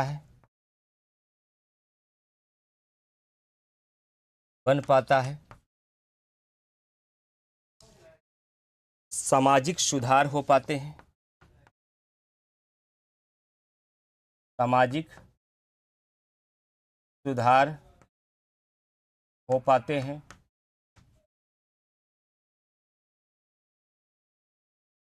आवश्यकता अनुसार संविधान विकसित हो पाता है। आवश्यकता अनुसार परिवर्तन संभव हो पाता है। परिवर्तन संभव हो पाता है। कोई पूछे कि आपने संविधान संशोधन पढ़ा सर से, ये संविधान संशोधन की शक्ति संसद को दी गई, सब कुछ आप जान गए हैं, जरा ये बताओ कि संविधान संशोधन का इंपॉर्टेंस क्या है। एक बार संस्कृति तिवारी मैंने सबको समझा दिया है कि शॉर्ट नोट्स कैसे बनते हैं। अब मैं हर टॉपिक का शॉर्ट नोट्स बनाना नहीं बताऊंगा बाबू, नहीं तो विकलांग हो जाओगे आप। अब इसका शॉर्ट नोट्स भी बनाने में ही आऊँगा। ये आपका काम है बाबू कि एक बार मैंने तरीका बता दिया कि उसमें मेन मेन पॉइंट लिखते हैं, क्रमबद्ध तरीके से लिखते हैं, पूरी स्टोरी नहीं लिखते हैं। तो हर टॉपिक का मैं शॉर्ट नोट्स थोड़ी बनवाऊंगा। ये शॉर्ट नोट्स बनवाना आपका काम है संस्कृति तिवारी। मैंने एक दिन तरीका बता दिया था शासन प्रणाली में शॉर्ट नोट्स कैसे बनाते हैं। क्या आप इतने विकलांग हैं कि शॉर्ट नोट्स पूरा डिटेल पढ़ाने के बाद उसके पॉइंट शॉर्ट में निकाल नहीं सकते? ये काम तो आपको खुद ही करना पड़ेगा बाबू, हैं? मैं हर टॉपिक का शॉर्ट नोट्स थोड़ी बनाऊंगा और हर टॉपिक का शॉर्ट नोट्स बनाने का तरीका बताऊंगा। अब आप इतने बड़े हो गए हैं, बीए कर लिए, सिविल सेवा की तैयारी करने रहे हैं, पीसीएस बनने जा रहे हैं, और आप कह रहे हैं कि शॉर्ट नोट्स अब इसका कैसे बनेगा? आप ये तरीका नहीं निकाल पाएंगे कि इतनी ढेर सारी स्टोरी में हम कौन कौन सा पॉइंट बाहर कर लें? ये प्रयास करना पड़ेगा बाबू संस्कृत तिवारी। पहले क्लास पढ़िए, फिर नोट्स पढ़िए, फिर क्वेश्चन सॉल्व करिए, तो अपने आप आइडिया लग जाएगा कौन कौन सा पॉइंट इसका इंपॉर्टेंट है, कौन सा इंपॉर्टेंट नहीं है। हालांकि एक बार मैं आज और बता दूंगा, लेकिन दोबारा फिर ये शॉर्ट नोट्स बनाने के लिए हम आपको नहीं बताएंगे। अब ये भी मैं ही बताऊंगा तो आप लोग क्या करेंगे फिर, हैं? अपना दिमाग कैसे चलाएंगे? तो इसको नोट कर लिए, मैं हट गया हूं। इस संविधान संशोधन का पहला महत्व क्या है, इसको नोट करिए, आपके नोट्स में नहीं है, अलग से लिख लीजिए। जब कोई एक्स्ट्रा बातें मैं बताऊं उसी नोट्स के पीछे लिख लीजिए, अगर निकाले हैं दीवार पे लिख लीजिए, हाथ पे लिख लीजिए। अरे भैया कॉपी में लिख लीजिए, कहीं कहां बताए कहां लिख लीजिए। अगर नोट्स है तो संविधान संशोधन वाले टॉपिक में ऐड ऑन कर लीजिए, एक पन्ने में अलग से लिख लीजिए, संविधान संशोधन वाले टॉपिक में जाके चिपका दीजिएगा। संविधान संशोधन का टॉपिक होगा ना प्रांजल। तो मैंने पहला पॉइंट क्या लिखा है कि संविधान में लचीलेपन और अनुकूलन क्षमता का विकास करती है। संविधान संशोधन जो आया इसी की वजह से संविधान लचीला हो पाया है और जो चीज़ें जरूरी है उस समय के साथ शामिल किया जा सका है। नए अधिकारों का समावेश करता है, जैसे 86वां संविधान संशोधन 2001 के माध्यम से शिक्षा का अधिकार को जोड़ा गया, ये भी मौलिक अधिकार के रूप में शामिल हुआ। कैसे हो पाया? क्योंकि संसद के पास संविधान में संशोधन की शक्ति थी। संविधान एक जीवंत दस्तावेज बन पाता है। जीवंत दस्तावेज का मतलब एक ऐसा दस्तावेज जो अपने आप में परिवर्तन की संभावना रखे। अगर संविधान संशोधन नहीं होता तो संविधान एक स्थिर दस्तावेज हो जाता, एक जड़ दस्तावेज हो जाता। लेकिन इसी संविधान संशोधन के माध्यम से संविधान एक जीवंत दस्तावेज बन पाया है। इससे सामाजिक सुधार हो पाता है। कैसे सामाजिक सुधार होगा सर? महिलाओं को विधायिका में आरक्षण नहीं मिल रहा था, राजनीतिक दलों के द्वारा महिलाओं को टिकट नहीं दिया जा रहा था, तो 106वां संविधान संशोधन आया, नारी शक्ति वंदन अधिनियम, और कह दिया गया कि अब महिलाओं को विधानसभा और लोकसभा में भी 33% का रिजर्वेशन यानी कि आरक्षण दिया जाएगा। इससे क्या फायदा हुआ? हमारे समाज में सुधार आया, महिलाओं को राजनीति में भागीदारी मिल गई। ये किसकी देन है? ये संविधान संशोधन की देन है। तो किसका महत्व माना जाएगा? ये किसका इंपॉर्टेंस है? ये किसकी विशेषता है? संविधान संशोधन की विशेषता है। उसी प्रकार से आवश्यकता अनुसार परिवर्तन संभव हो पाता है। संविधान में जहां भी लगता है कि ये चीजें संविधान में जोड़ लेनी चाहिए, ये चीजें हटा देनी चाहिए, इसमें परिवर्तन कर देना चाहिए, ये चीजें समाप्त कर देनी चाहिए, ये सब संविधान में किया जा सकता है। ये किसकी देन है? ये संविधान संशोधन की देन है। इसीलिए इसे क्या माना जाता है? संविधान संशोधन का महत्व माना जाता है। संविधान संशोधन का महत्व माना जाता है। इमरात कुशवाहा जी कह रहे हैं कि आप प्लीज मेरा सर, प्लीज आप मेरा मैसेज नहीं देखते हैं। क्या है भाई? सर नोट्स जो आप लाइव में पढ़ाते हैं लिखने हैं, प्लीज सर बता दीजिए। उसे पढ़ाते हैं सर नोट्स जो, अपना कमेंट पहले अपने से पढ़िए। इमरात कुशवाहा जी क्या लिखे हैं आप? सर नोट्स जो आप लाइव में पढ़ाते हैं भाई लिखने है, प्लीज सर बता दीजिए। आप लिखें BAHIE, क्या मतलब इसका पढ़े वाला बताइए। तो जब सही से लिखा नहीं तो आपका क्या कमेंट पढ़ें? पढ़ते हैं भाई लिख रहे हैं, लिखना है, भाई लिखना है, प्लीज सर बता दीजिए।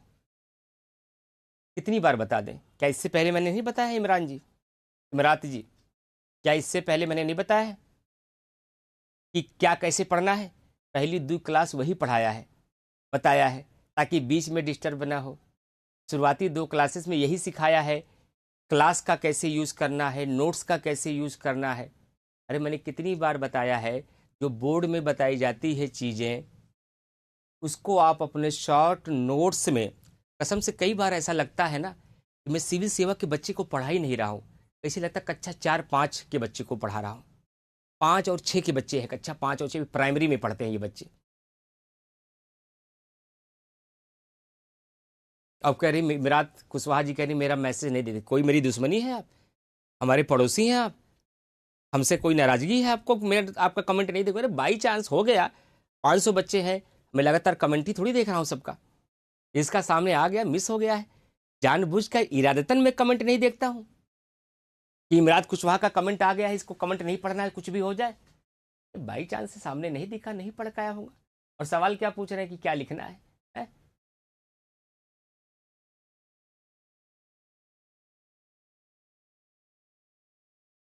तो शुक्र है कि ऑनलाइन पढ़ रहे हैं आप लोग, ऑफलाइन होते तो धोखे बजाय भी जाते आप लोग। ऐसा ऐसा सवाल करते हैं भाई, यार आपकी बुद्धि विवेक पर है कि क्या लिखना है क्या नहीं लिखना है। आपको सब आता, कुछ मत लिखिए, आपको जो चीज़ नहीं आती उसको लिख लीजिए। नोट्स मैंने दे ही दिया है, जो ऑफलाइन में लिखाते वो मैंने आपको दे दिया है। जो शॉर्ट नोट्स, इंपॉर्टेंट पॉइंट आपको लगता है कि ये चीज़ मैं भूल रही हूँ या भूल रहा हूँ, उसको नोट कर लीजिए। कितनी बार मैंने बताया है, बार बार यही बात बताऊँ? अच्छा 1-2 के बच्चे हैं आप लोग कि ये भी मैं बताऊँ कि क्या लिखना है बोर्ड का, क्या नहीं लिखना है? ये भी मैं बताऊँ क्या सुनना है क्या नहीं सुनना है?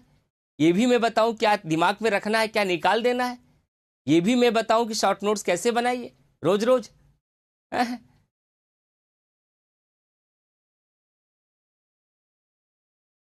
और ऊपर से शिकायत अभी है कि मेरा कमेंट आप नहीं पढ़ते हैं।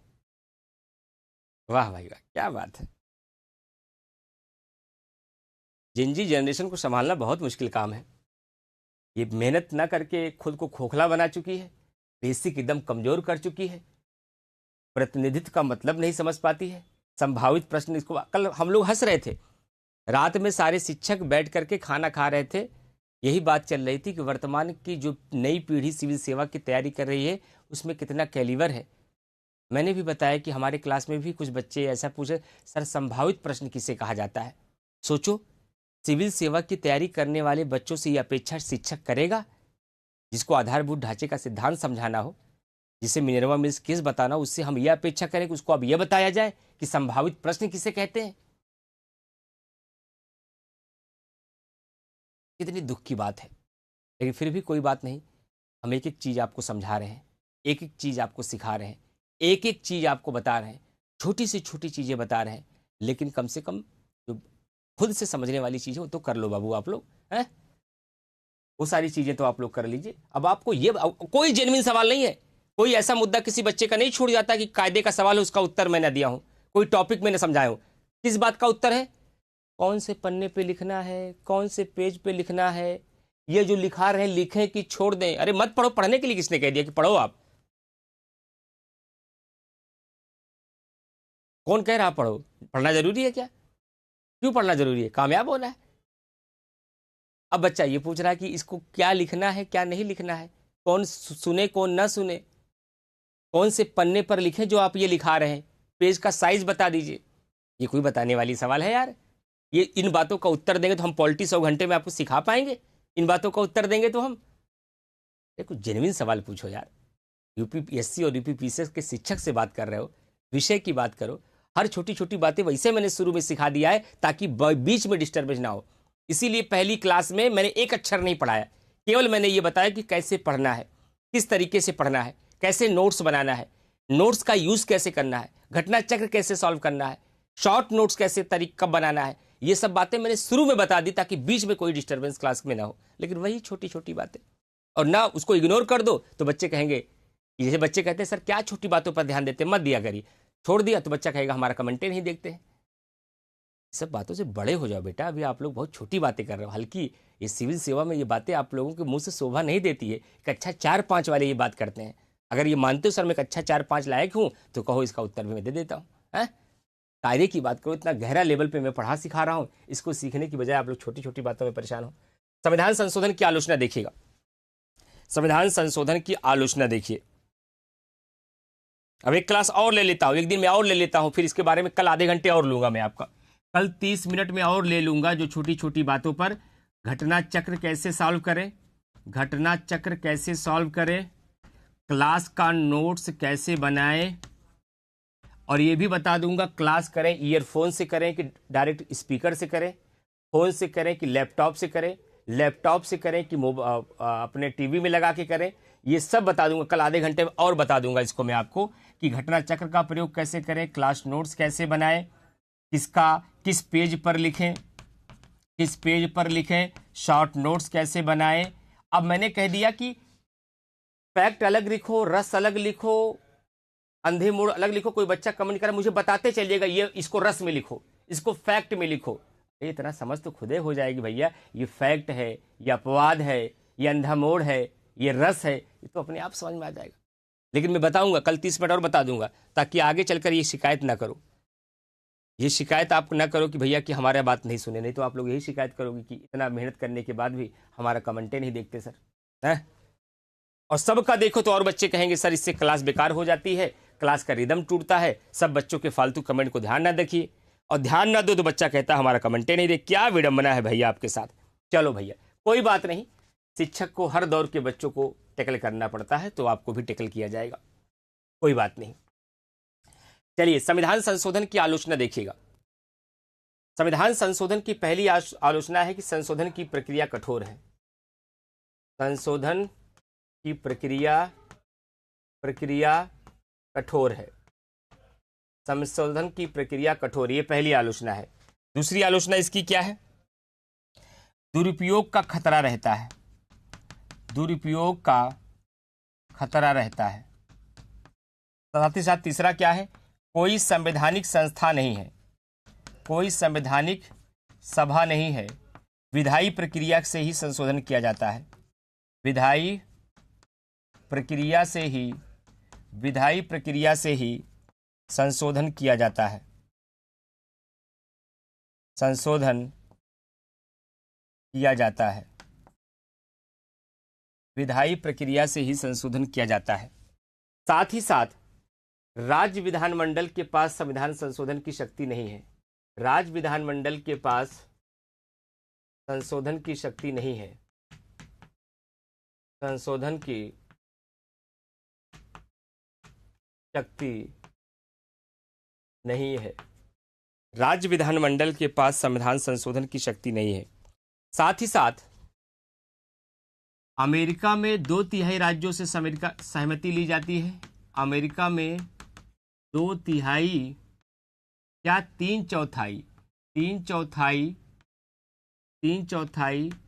राज्यों से सहमति ली जाती है, राज्यों से सहमति ली जाती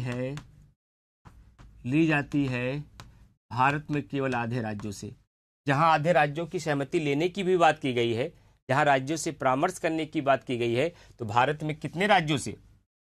भारत में केवल आधे राज्यों से सहमति ली जाती है, आधे राज्यों से सहमति ली जाती है। और एक आलोचना इसकी ये भी होती है, कुछ संशोधनों को केवल साधारण बहुमत से ही किया जाता है, कुछ संशोधनों को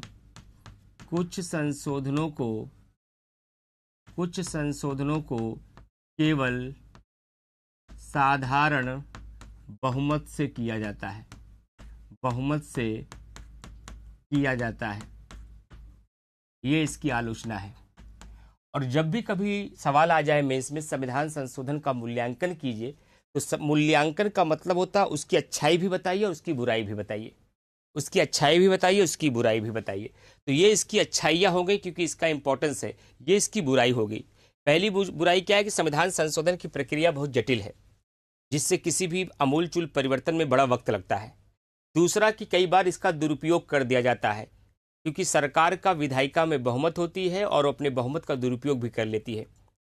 तीसरी बात है कि संविधान सभा किसी संवैधानिक सभा का प्रावधान नहीं है। क्या नहीं है? किसी, मैं बोल रहा हूं फिर लिख लीजिए, जिसका छूट गया हो लिख लीजिएगा, किसी संवैधानिक सभा का प्रावधान नहीं है। क्या भारत में कोई संवैधानिक सभा बनाई गई है? कोई अलग से संस्था बनाई गई जो संविधान में संशोधन करेगी? नहीं, वही संसद संशोधन भी करती, वही संसद कानून भी बनाती है। जबकि अमेरिका जैसे देश में एक अलग से संवैधानिक सभा बनाई गई है जिसका काम होता है केवल संविधान में परिवर्तन करना। यहां पर जो सरकार में होती है वही लोग क्या करते हैं, संविधान में परिवर्तन करने की शक्ति रखते हैं। तो इसमें एक आलोचना और भी लिखिएगा कि संवैधानिक सभा का प्रावधान नहीं, क्या लिखेंगे? संवैधानिक सभा का प्रावधान नहीं है, विधायी प्रक्रिया से ही संशोधन किया जाता है। कैसे किया जाता है? विधायी प्रक्रिया से ही संशोधन किया जाता है। अमेरिका में 3/4 राज्यों से सहमति ली जाती है, भारत में केवल आधे राज्यों से सहमति ली जाती है। और कुछ संशोधनों को केवल साधारण बहुमत से किया जाता है। राज्य विधानमंडल के पास संविधान में संशोधन करने की शक्ति नहीं दी गई है, यानी उनके पास संविधान संशोधन को लेकर कोई शक्ति नहीं है। यह संविधान संशोधन की आलोचना मानी जाती है। नहीं भाई, ये चैनल है, यहां हम व्यक्तिगत चैनल की बात नहीं कर सकते ना। ये संस्थान है पीडब्ल्यू, और पीडब्ल्यू के मंच पर कोई बच्चा जानता हो आपको बता दे, अलग बात है। ये नियम के खिलाफ है। मैं आराध्या सिंह आपका कमेंट देख रहा हूं, कल भी देखा था। मैं कमेंट का जवाब न दूं इसका मतलब ये नहीं होता कि मैंने देखा ही नहीं। कई बार इसका मतलब ये होता कि आपका सवाल जवाब देने के लायक नहीं है। अब समझ में आया? सही बात बताऊं तो कि अगर आपके सवालों का जवाब मैं न दूं तो इसका मतलब ये होता है कि आपका सवाल उत्तर देने के लायक नहीं था, इसलिए मैंने नहीं दिया। जैसे अब आराध्या सिंह का कमेंट किसी बच्चे का कल भी मैंने देखा था कि टेलीग्राम चैनल का नेम क्या है, हमारे चैनल का नाम पूछ रहे हैं। और हम अपने व्यक्तिगत चैनल को पब्लिक प्लेटफॉर्म पर, पीडब्ल्यू के प्लेटफॉर्म पर नहीं शेयर कर सकते। इस बात का प्रतिबंधन नहीं होता है, लेकिन यह नैतिकता है हमारी। हम पीडब्ल्यू के मंच पे केवल पीडब्ल्यू के टेलीग्राम की बात कर सकते हैं। उस टेलीग्राम का नाम है पीडब्ल्यू यूपीपीसीएस वाला। हम अपने चैनल को नहीं बता सकते, यहाँ कतई नहीं। कोई बच्चा जानता है वो बता दे, आप उससे पता पा जाओ, अलग बात है। मैं अपने चैनल का लिंक यहाँ आपको नहीं दे सकता, ये नियम के खिलाफ होगा। और नियम के खिलाफ जो बात होगी वहाँ मेरा करोड़ों का हित होगा। मैं ऐसा काम कभी नहीं कर सकता और न ही आपको करने की अनुमति दूंगा और न ही ऐसा करने के लिए आपको सिखाऊंगा। जो नियम के विपरीत हो, उससे आपका लाखों का फायदा हो, लेकिन जीवन में ऐसा काम नहीं करना, ध्यान रखिएगा। तो मैं व्यक्तिगत टेलीग्राम को यहाँ शेयर नहीं कर सकता क्योंकि मैं पीडब्ल्यू के मंच पर खड़ा हूँ। सोनी सिंह ने यही कमेंट किया है कि सर पीवाईक्यू के कथन कारण समझ नहीं आते, करेक्ट रॉन्ग समझ आ जाता है। बहुत अच्छी बात कही है। तो मैं कल कुछ क्वेश्चन की चर्चा करूंगा जिसके माध्यम से मैं ये बताऊंगा कि कथन कारण को कैसे टैकल करते हैं।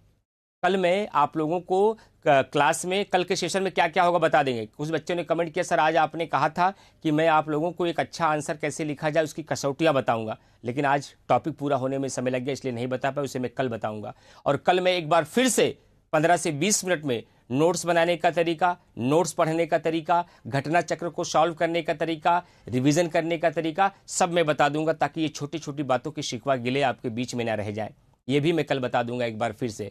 और किसी बच्चे ने क्या कहा है कि हाँ, बहुत अच्छा सवाल है आपका सोनी जी, बहुत अच्छा सवाल है कि शुरू में बच्चों को कथन कारण सही है गलत है इसका अंदाजा लग जाता है, लेकिन ये अंदाजा नहीं लग पाता है, ये अंदाजा नहीं लग पाता है कि व्याख्या हो रही है या नहीं हो रही है। कैसे पता करते हैं? इसके लिए प्रैक्टिस की जरूरत होती है, और प्रैक्टिस में कुछ कॉमन सेंस की जरूरत होती है। वह कौन सा कॉमन सेंस होता है मैं कल सिखाऊंगा आप लोगों को। और सोनम जी कह रहे हैं कि सर अभी क्लास ज्वाइन किया है। अगर अभी ज्वाइन किया तो हमारा लेक्चर नंबर 1 से पढ़ते हुए आइए। आप लेक्चर नंबर 1 से पढ़ते हुए आइए, जहां कहीं कंफ्यूजन हो लाइव आके पूछ लीजिएगा।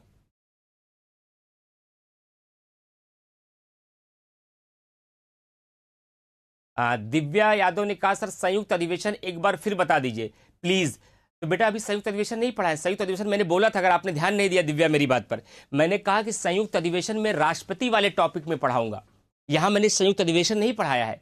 यहां मैंने केवल इतना बताया है कि संविधान संशोधन विधेयक पर अगर कोई विवाद होता है तो संयुक्त अधिवेशन नहीं बुलाया जाता। बस याद रखिए, संयुक्त अधिवेशन क्या है, संयुक्त अधिवेशन कौन बुलाता है, संयुक्त अधिवेशन क्यों बुलाया जाता है, संयुक्त अधिवेशन कब बुलाया जाता है, किस विधेयक पर बुलाया जाता है, किस विधेयक पर नहीं बुलाया जाता है, संयुक्त अधिवेशन में किसी प्रस्ताव को कैसे पारित किया जाता है, संयुक्त अधिवेशन की अध्यक्षता कौन करता है, संयुक्त अधिवेशन में लोकसभा की शक्तियां क्या होती हैं। ये मैं कब पढ़ाऊंगा? जब राष्ट्रपति की विधायी शक्ति पढ़ाऊंगा बाबू। जब मैं राष्ट्रपति की दिव्या विधायी शक्ति पढ़ाऊंगा तब मैं ज्वाइंट सेशन पढ़ा। आज मैंने ज्वाइंट सेशन नहीं पढ़ाया भैया। मैंने आपको केवल इतना बताया है कि संविधान संशोधन विधेयक को अगर कोई मतभेद हो जाए तो इसके लिए संयुक्त अधिवेशन का प्रावधान नहीं है। मैंने ये सिखाया है क्यों नहीं है, क्योंकि संविधान कहता है कि संविधान संशोधन विधेयक को लेकर किसी दो सदन के बीच अगर मतभेद हो जाए, विधेयक वहीं समाप्त हो जाएगा। इसमें ज्वाइंट सेशन बुलाने की आवश्यकता नहीं है। करंट अफेयर की बुक अभी नवनीत सिंह नहीं आती, आगे जरूर आएगी। अभी सुबह 7 बजे मैं करंट अफेयर पढ़ाता हूं। जितने भी बच्चे मुझे लाइव यहां देख रहे हैं, बाद में रिकॉर्डेड पढ़ते हैं, आप लोग सुबह 7 बजे करंट अफेयर की क्लास जरूर करिए, रेगुलरिटी के साथ करिए। वहां से मैं बच्चों को कितने क्वेश्चन तैयार करा रहा हूं पता है? बच्चों को मैं वहां से 50 से 60 सवाल तैयार करा रहा हूं। 50 से 60 क्वेश्चन की प्रीलिम्स की तैयारी मैं उसी क्लास से करा देता हूं, क्योंकि इसमें से 25 से 30 क्वेश्चन करंट, 10 क्वेश्चन स्टैटिक और 10 से 15 क्वेश्चन जीएस का बेसिक कराता हूं, हिस्ट्री का, ज्योग्राफी का, पॉलिटी का, इकोनॉमी का, साइंस का। आयुष शर्मा सर, ये बता दीजिए कि राज्यसभा संविधान संशोधन को 6 माह रोकने के बाद उसे स्वीकार माना जाता है या अस्वीकार? अस्वीकार माना जाता है। अगर राज्यसभा, ये अच्छा सवाल था आयुष शर्मा, अगर राज्यसभा किसी संविधान संशोधन विधेयक को 6 महीने तक कोई जवाब नहीं देती है तो इसे माना जाता है कि राज्यसभा इसे अस्वीकार कर रही है और विधेयक वहीं समाप्त हो जाएगा। तो विधेयक वहीं पर समाप्त हो जाता है। तो सबसे पहले इमरात कुशवाहा जी बताएं, मेरी आवाज आप सुन रही हैं? मेरी बातों से डांट फटकार पड़ी, बहुत नाराज हो गई हैं कि जितनी बात समझाए हैं इसका पालन करेंगे आप। एक तो आपके नाम से मैं ये कंफ्यूज हूं कि आप मेल हैं कि फीमेल। इमरात कुशवाहा, इमरात कुशवाहा में क्या समझो आप? यू आर ए मेल और फीमेल? पहले तो ये बताइए मुझे। फिर ये बताइए, हमारी बात से आप नाराज तो नहीं हुए? मैंने इतना समझाया, डांटा, फटकारा आपको, फिर मैंने बताया कैसे करना है भैया, नहीं करना है मैं फिर बता दूंगा। आप नाराज तो नहीं है ना? और ये सब मैं क्यों कह रहा हूं? ताकि आप एक बेहतर बच्चे बन जाओ। कल कोई टीचर ना कहना पाए कक्षा 5 के बच्चे हो आप। आज मैं कह लूं ठीक हो क्योंकि आप मेरे बच्चे हो, लेकिन मेरे बच्चों को कल कोई और फटकार लगा देगा तो मेरा पढ़ाना बेकार हो जाएगा आपको। आप बुरी हालत में मेरे सामने आए हैं, लेकिन बुरी हालत में विदा नहीं करूंगा मैं आपको। मेरे साथ से विदा होकर जब जाओगे ना, तो मेरे बच्चों से जब कोई मिलेगा तब ये जरूर पूछेगा किससे पढ़ के आए हो, किससे सीख कर आए हो, ये जरूर पूछेगा आपसे। इमरात जी, मेरी आवाज सुन रही हैं आप या सुन रहे हैं? हाँ। जो 264 पेज का नोट्स है वो पार्ट 1 है, मैं फिर बता दे रहा हूं। जो 264 पेज का नोट्स है वो पॉलिटी का पार्ट 1 नोट्स है, और 198 पेज वाला नोट्स जो है पार्ट 2 है। इस बार मैंने गलती की, हर बार मैं एक ही नोट्स देता था, जब वो पढ़ लेते तब दूसरा देता था। मैंने इस बार दोनों साथ दे दिया, बच्चे कंफ्यूज भी होने लगे इसमें। और मैंने कई बार क्लास में बता दिया कि 264 पेज का जो है वो पहला पार्ट है और 198 पेज का जो है वो दूसरा पार्ट से। बाकी सबको क्लास में समझ में अच्छे से आ गया? इमरात जी, आपका कमेंट नहीं आया है अभी, आपका जवाब का मैं इंतजार कर रहा हूं। तो संविधान संशोधन आज पूरा हो गया। कल मैं एक अच्छे उत्तर लिखने की तैयारी बताऊंगा। जितने टॉपिक पढ़े इसमें से क्या क्या प्रीवियस ईयर में क्लास में प्रश्न आ चुका है उन प्रश्न को दूंगा। कुछ संभावित प्रश्न आपको लिखाऊंगा। उसके बाद मैं संविधान की अनुसूचियां, भाग और स्रोत पढ़ाऊंगा। और अब जाए घर पे जाके सोचिएगा, इमरान सर ने हमको संविधान संशोधन में क्या क्या पढ़ाया। याद आ रहा है सारे टॉपिक? मैंने सबसे पहले पढ़ाया कि संविधान संशोधन क्या है, फिर मैंने बताया कि संविधान संशोधन की आवश्यकता क्यों पड़ी, फिर मैंने बताया कि संविधान संशोधन के संवैधानिक प्रावधान क्या है, फिर मैंने बताया कि समानता संविधान में कितने प्रकार से संशोधन होता है, फिर मैंने बताया कि 368 की प्रक्रिया से कितने प्रकार के संशोधन बताए गए हैं, फिर मैंने बताया कि 368 की प्रक्रिया में कौन से संशोधनों की चर्चा नहीं है, फिर मैंने बताया कि साधारण बहुमत से कौन कौन से संशोधन होते हैं, फिर मैंने बताया कि विशेष बहुमत प्लस आधे राज्यों की सहमति से कौन कौन से संशोधन होते हैं, फिर मैंने बताया कि विशेष बहुमत से कौन कौन से संशोधन होते हैं, फिर मैंने बताया कि संविधान संशोधन की प्रक्रिया कैसे होती है, फिर मैंने बताया कि क्या संसद के पास संविधान में संशोधन करने की असीमित शक्ति है, फिर मैंने बताया कि संविधान संशोधन का महत्व क्या है, फिर मैंने बताया कि संविधान संशोधन की आलोचना क्या है। इससे ज़्यादा अगर भारत में कोई पढ़ाया हो और किसी किताब में लिखा हो तो मेरे से आप बताइएगा कि सर ये और पढ़ाया गया था लेकिन आपने छोड़ दिया, अगर इससे ज़्यादा कहीं और हो कुछ। और बाकी प्रथम संविधान संशोधन से लेकर 106वां संविधान संशोधन तक जितने संशोधन हुए हैं वो अभी नहीं लिखाया हूं।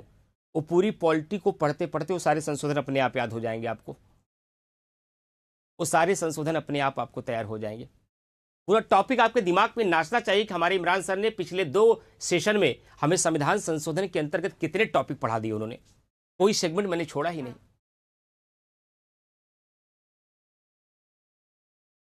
ठीक है, बस आपका काम क्या है, अच्छे से रिवीजन करना, प्रैक्टिस करना और अपना घटना चक्र उठाइए। उसमें संविधान संशोधन नाम का एक टॉपिक दिया गया होगा, जाकर प्रीलिम्स के क्वेश्चन सॉल्व करिए। लेकिन जो संविधान संशोधन दिया उसको छोड़ दीजिएगा, वो मैं समय के साथ पढ़ाता रहूंगा। इसमें बहुत सारे संविधान संशोधन दिए होंगे कि 42वें संशोधन में क्या हुआ, 44वें में क्या हुआ, 38वें में क्या हुआ। वो संशोधन अभी नहीं पढ़ा है, वो समय के साथ आप सीखते चलेंगे मेरे साथ। बाकी कोई बेसिक बात हो, नोट्स कैसे मिले, कैसे अपलोड करें, कैसे प्रिंट आउट निकालें, ये बच्चों से पूछ लिया करिए। एक दूसरे का कमेंट यहाँ सब देखते हैं ना, यहाँ पर सारे बच्चे तो एक दूसरे का कमेंट देख सकते हैं, तो एक दूसरे से पूछते रहा करिए। आकांक्षा राजपूत जी कह सर एक ही नोट्स मिला। नहीं बेटा, दोनों मिल चुका है। हाँ इमरात कुशवाहा, मैं आप ही के लिए रुका था, अभी तक मैं आप ही के लिए रुका था। मैं आपकी माँ की तरह हूं, ध्यान रखिएगा। माँ डांटती है, फटकारती है, सिखाती है, पीटती है, लेकिन फिर उसको बाद में दर्द भी होता है कि मैंने अपने बेटे को डांटा, कहीं मेरा बेटा नाराज नहीं हो गया, कहीं मेरी बेटी नाराज नहीं हो गई। लेकिन डांटूंगा नहीं तो ये अच्छी बनेगी नहीं, ये अच्छा बनेगा नहीं, ये कामयाब नहीं हो पाएगा। इसे डांटना भी पड़ता है, सिखाना भी पड़ता है, लेकिन फिर प्यार भी आता है कि कहीं मेरा बेटा नाराज ना हो गया हो, कहीं उसका दिल ना दुख गया हो। मुझे इस बात की भी चिंता होती है, इसलिए हर रोज़ मैं देखिए डांटता हूँ, लेकिन बाद में मुझे पछतावा भी होता है कि मैं डांटा हूँ, कहीं मेरा बच्चा नाराज तो नहीं हुआ। और न डांटूं तो आप लापरवाह बन जाएंगे, आप बर्बाद हो जाएंगे। कल फिर मुझे पछताना होगा, देखो ये बच्चा मेरे से पढ़ने आया था, लेकिन देखो आज इसकी क्या हालत हो गई, तब मैं और पछताऊंगा। इसलिए अच्छा ये डांट दूं, फटकार दूं, आपको सही रास्ते पे ला दूं, फिर मैं आपको समझा करके आपको सही रास्ते पे करने की कोशिश करूं। Thank you very much. Hariom Dwivedi, हाँ बताइए बताइए बाबू, आपका क्या छूटा। ये बेटा मुझे नहीं पता, प्रिंसी शर्मा ये टेक्निकल टीम से पूछेगा, इसके बारे में मुझे जानकारी नहीं है कि कंप्यूटर में पीडब्ल्यू ऐप क्यों डाउनलोड, ये टीम से पूछ लीजिएगा। Thank you very much to all of you. Dwivedi ji आपका कमेंट आया नहीं भाई, आपका कमेंट बस यही देखा मैंने कि मेरा नहीं देखा आपने। Thank you.